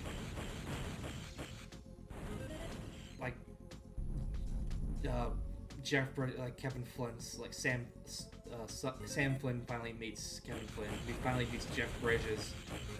The film just slows to a fucking crawl.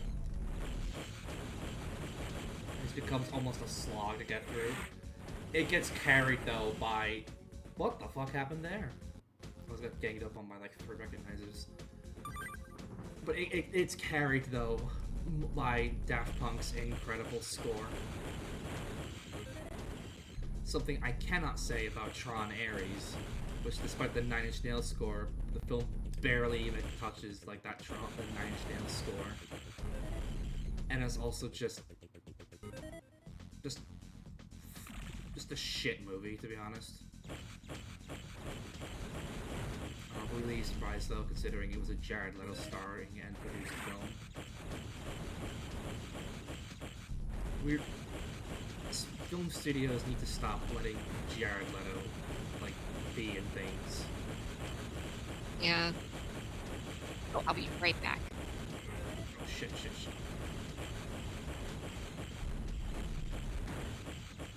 Ooh, that was close. Okay.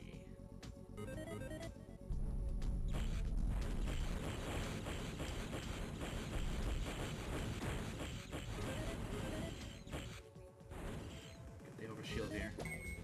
Need that.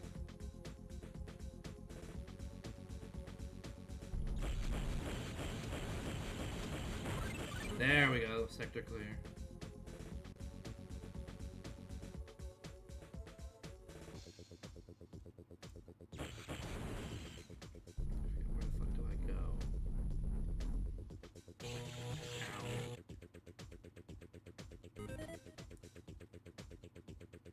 There we go, right over here. A little X here. Just the... I love the loading screen there. It's just like, for like when you're like exiting those like areas where it's just like a random screenshot from the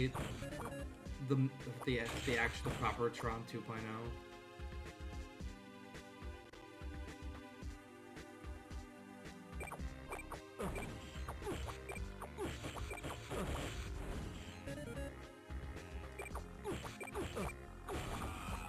This music is... It sounds like something, but I can't quite put my finger on it.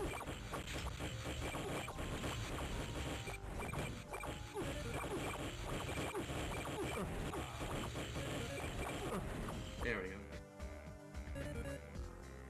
That was fucking chaos there.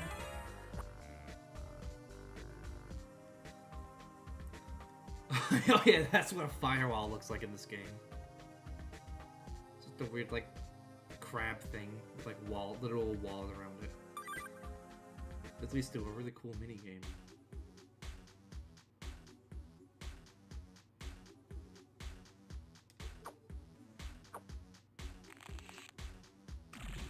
Ow.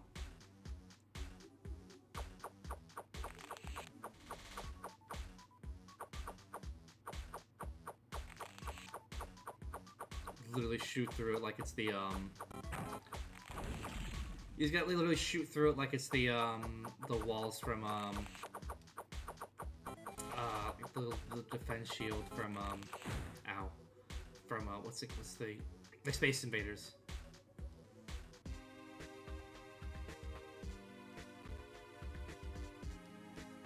Alright,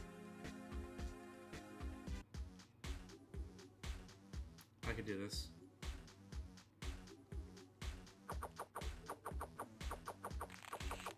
Apparently there's a state of, remember correctly, there's a PlayStation State of Play tonight.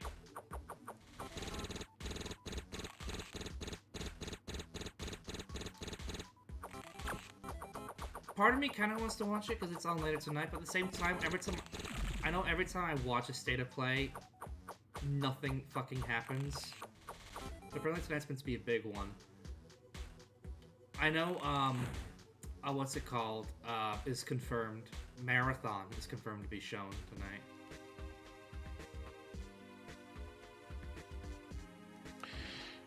If they somehow show off Infamous 1 and 2 remaster or remake or whatever, I'll rip my nipples off.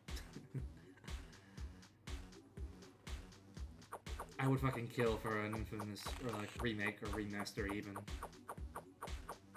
I just need Infamous 1 and 2 like remastered in a bundle together. I don't care. I need them. I know one of the rumored things to be shown off tonight is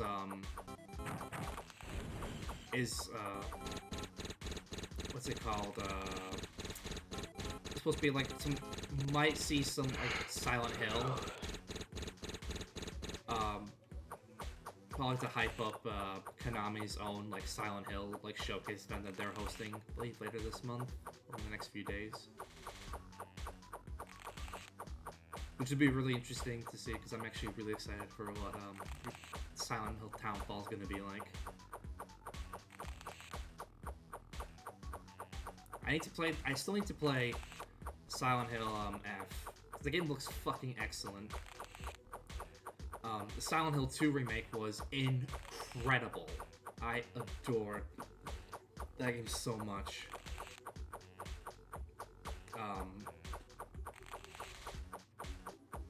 Townfall is meant to be like a new, like kind of an original game, made by OddParents Interactive, and I'm genuinely apparently they said like it was gonna be something like weird, unique, and different. So I'm genuinely curious as to like what that's going to be like.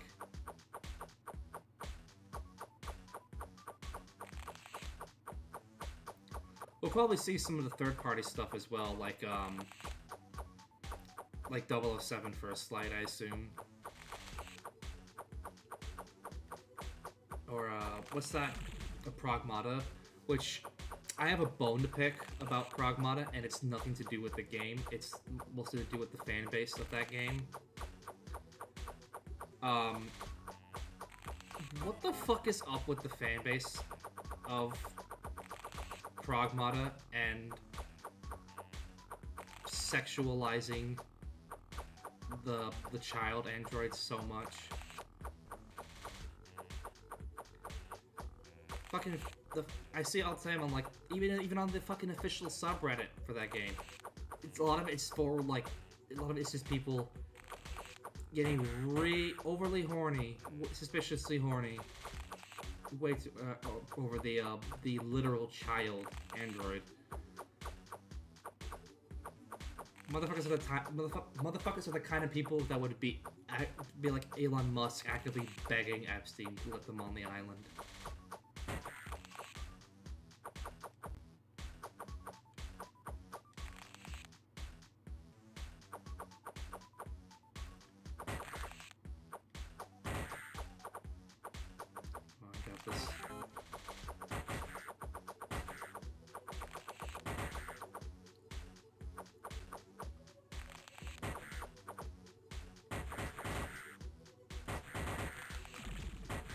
I'm back.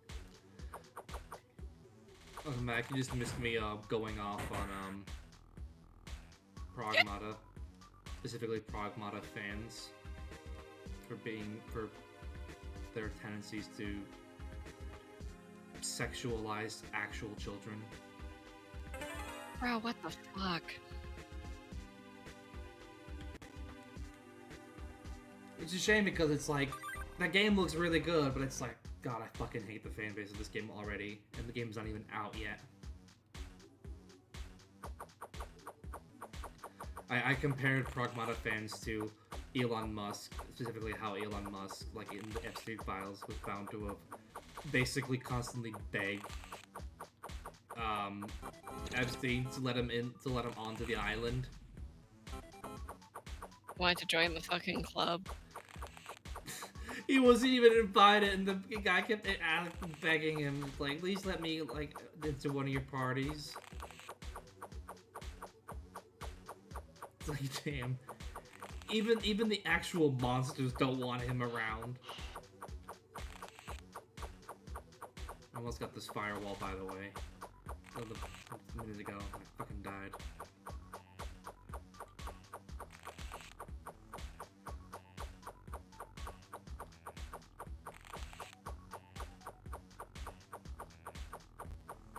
I will admit, like, the other minigame is fun. This one is, like, I forgot how genuinely boring this one is. How, like, monotonous.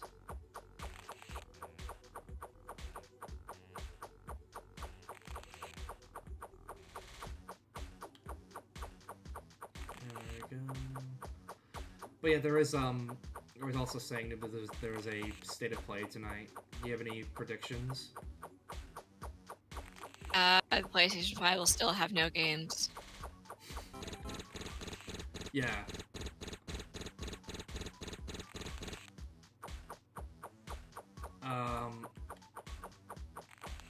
There we go.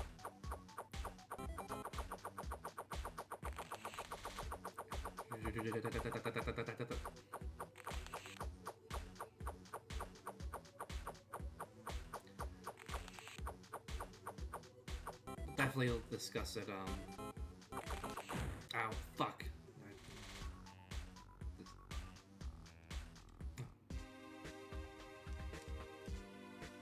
I'm gonna do this fucking firewall eventually, I swear to God.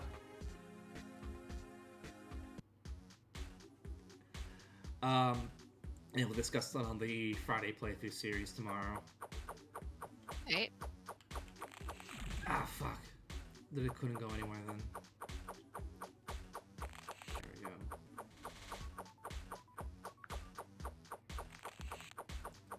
Basically, I've watched up the circuitry and everything.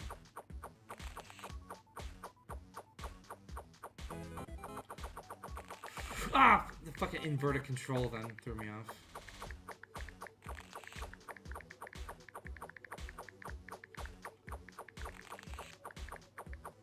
There we go.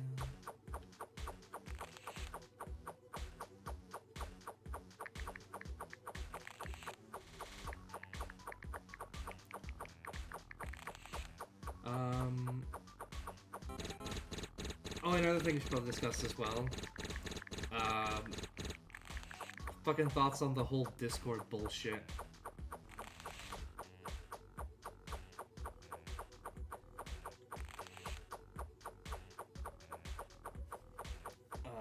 What are your thoughts on that? Oh, what? I said, what were your thoughts on the Discord bullshit? Oh, fuck Discord. I think I know. As turns out, they're also lying. All of the Face ID stuff goes to fucking this one site or some shit. Yeah, it goes to Persona, which is a third-party company. Discord saying, our facial scans will never leave your device. Fucking Lamau. On top of that, So, on top of that as well, when people they put out a statement like yesterday, and it was basically the statement was basically, it's like, our system isn't bad, you're just morons for not understanding it.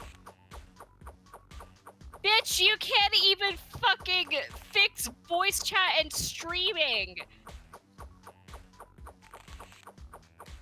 I already canceled my Nitro. Genuinely actually canceled it. Yeah, that's like, fuck that.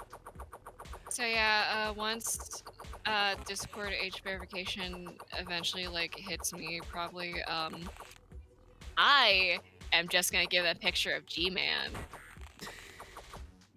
Yeah. If it hits me, I'm gonna either do that or Death Stranding. Additionally, like if they really wanted to like still do the age verification thing, but in a way that's not stupid, just fucking just look at the Gmail accounts of the users, because you already like need to have an email to make a Discord account, right? I bet you because go on. Because like according to TOS, you need to be at least 13 years old to make an email account. If the email account is over 5 years old, then that means that person has to be 18 or older. You're using logic there. Discord does not run with logic. I mean, that's how I fucking did the age verification thing on YouTube. They just used my email account, and then I immediately changed my email password afterwards. That's actually a good idea. Actually, that's actually quite smart.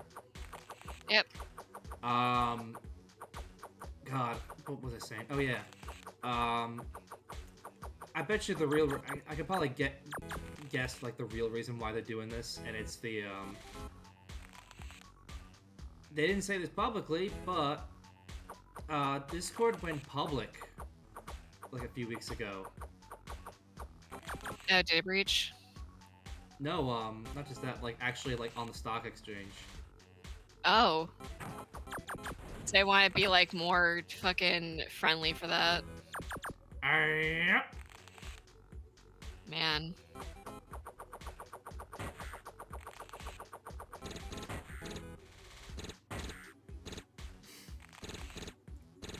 That's fucking stupid. By the way, some of the alternatives to Discord, including Steam's own thing, does 1080p streaming for free. Something that Discord literally charge you to do. Just fucking bullshit.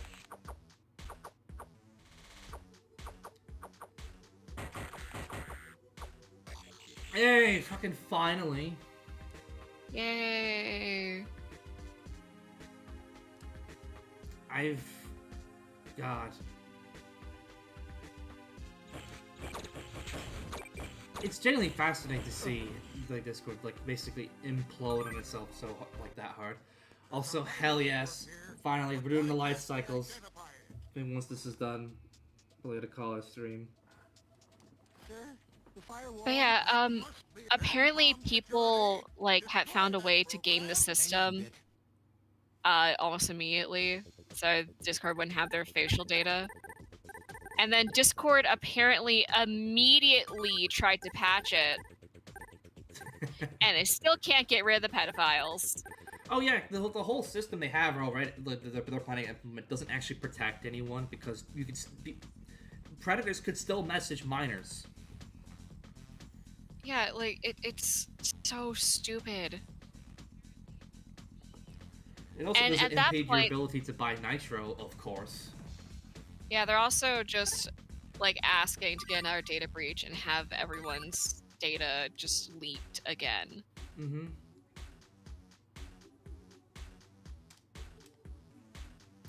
It's fucking piss cord. Fucking ridiculous.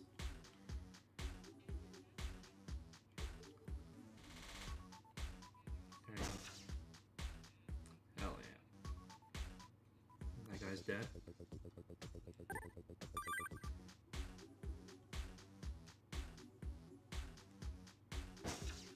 Nope, one of them just died instantly. One of them just killed themselves instantly. That was easy. They didn't want to fuck with Tron. He fought. They don't fuck with Tron. He fights for the users. Oh.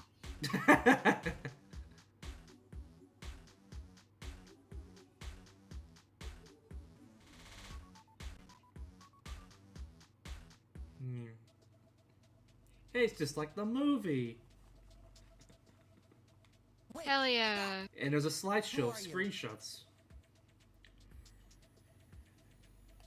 I'm known as Tron, but I don't have time to... I'm Tron. I fight for the users. You're real. Tron, you're real. The Encom system is in danger. So, is it true? You fight for the users. A viral program named the Corruptor has been Like a introduced. shot at anyone every time I Still I'm unknown. saying Tron fights for the users. With each sector that falls, I still remember when we watched Tron Legacy, and the second Rinsler becomes Tron again, and he says the line, "I fight for the users." I really put him on the screen. He said the line and started playing the Fox Sports NFL sound. But how does the Corruptor keep evading? his user must be familiar with the system. Something happened. I will bring down... Agreed. Let's communicate again. There seems to be...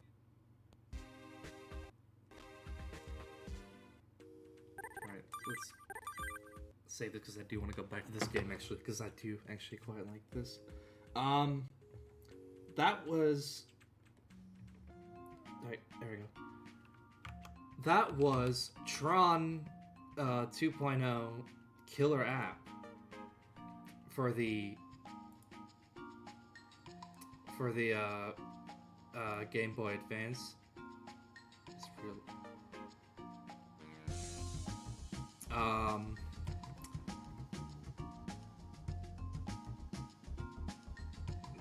Let's see. I just had like a sudden realization then. Oh, good. I clicked something, then I just realized. Oh wait a minute. I don't think it picked up the fucking audio then for you guys. No. I'm starting to realize I think we're cursed. It's a fucking curse. We with might be Tron. cursed. Either way, that was Tron. You didn't miss anything for. Well, I think what did we miss in the discussion? Oh yeah, Zach wants to see an Infamous remake, and you and I were just discussing Discord. Discord's bullshit. But aside from that, it is time, before we end the stream, it is time though for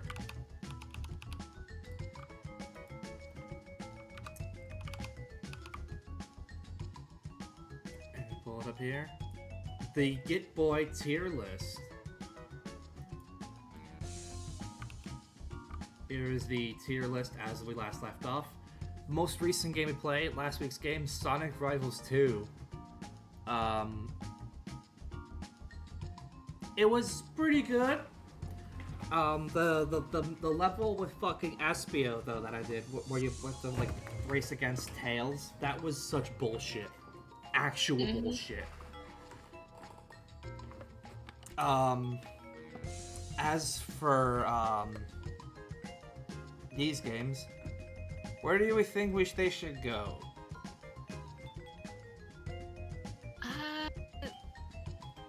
Honestly, as much as I have like nostalgia for End of the Cleft, I think it's just going not good.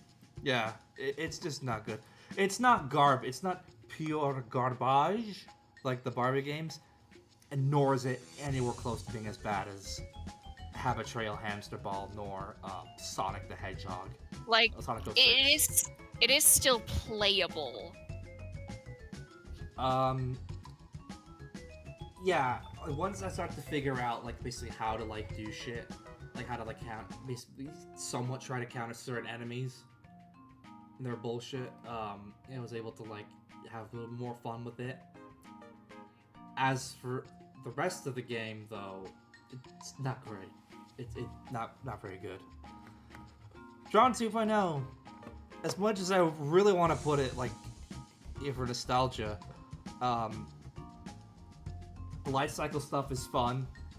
The tank stuff is fun if a bit wonky, but that's because the visuals are very wonky. That's because, you know, it's a 3D game on the Game Boy Advance. The combat is very kind of mindless. And like kind of the controls are a little weird, but that's because, you know, you're playing an asymmetric top-down game on a console with only a D-pad. Well, the mini games were cool. Well, the Firewall one was kind of monotonous and boring. But the other one, like the security terminal one, like that's actually very fun and addictive. And then, of course, being able to play the original Tron arcade game and Tron Deadly Discs arcade game is a lot of fun. It's really cool. But trying to be objective here, it's pretty good. I definitely do want to come back to actually, yeah, no, pretty good right there. It's a solid place there. But I do want to come back to TRON 2.0 at some point. And that's the Get Boy tier list. 27 games we are at now. Tune in next week for... I will be looking at a DS. Next week we'll be looking at the Nintendo DS console that I've already featured previously on this channel and this series, having played Professor Layton in the Curious Village as well as the Sonic Rush games. But we'll be doing something, a game... we're not doing like a weird hidden gem or a nostalgic game for, well, actually a nostalgic game, indeed, for me at least, for the DS, but one that from a franchise that I'm surprised we've not covered yet on this series.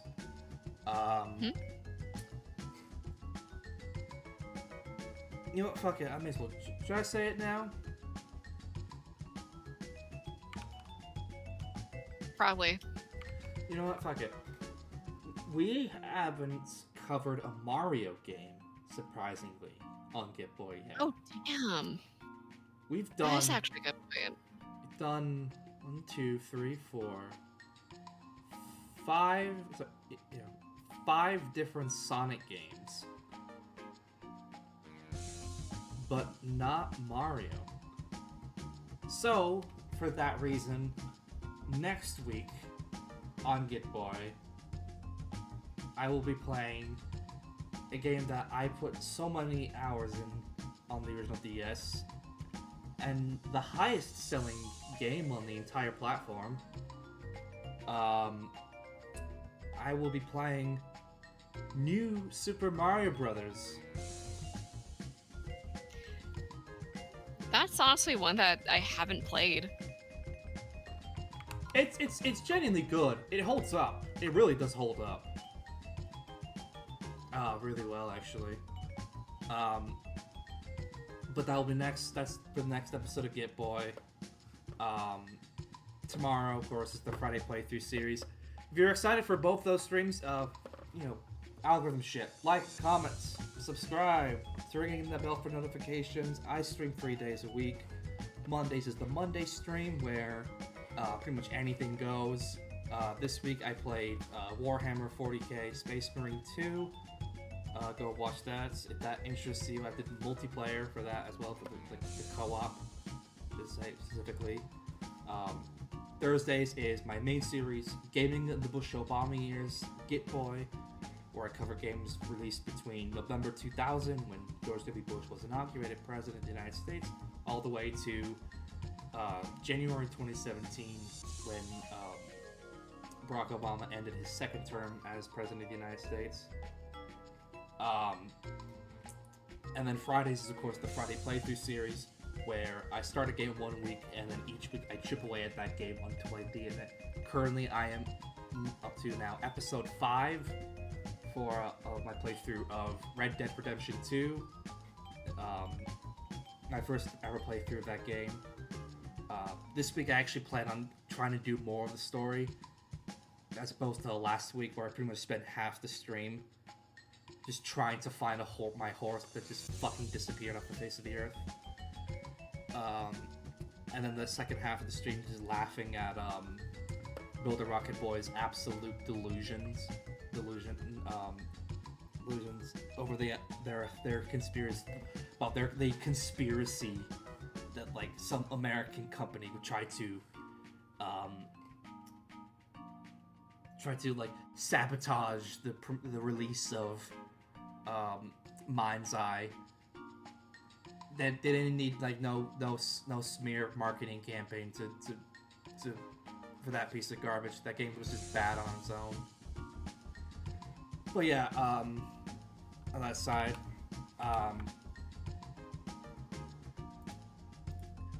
I'm your host, Son Solaris. I'm here joined today by Noob, Addie? and Zach.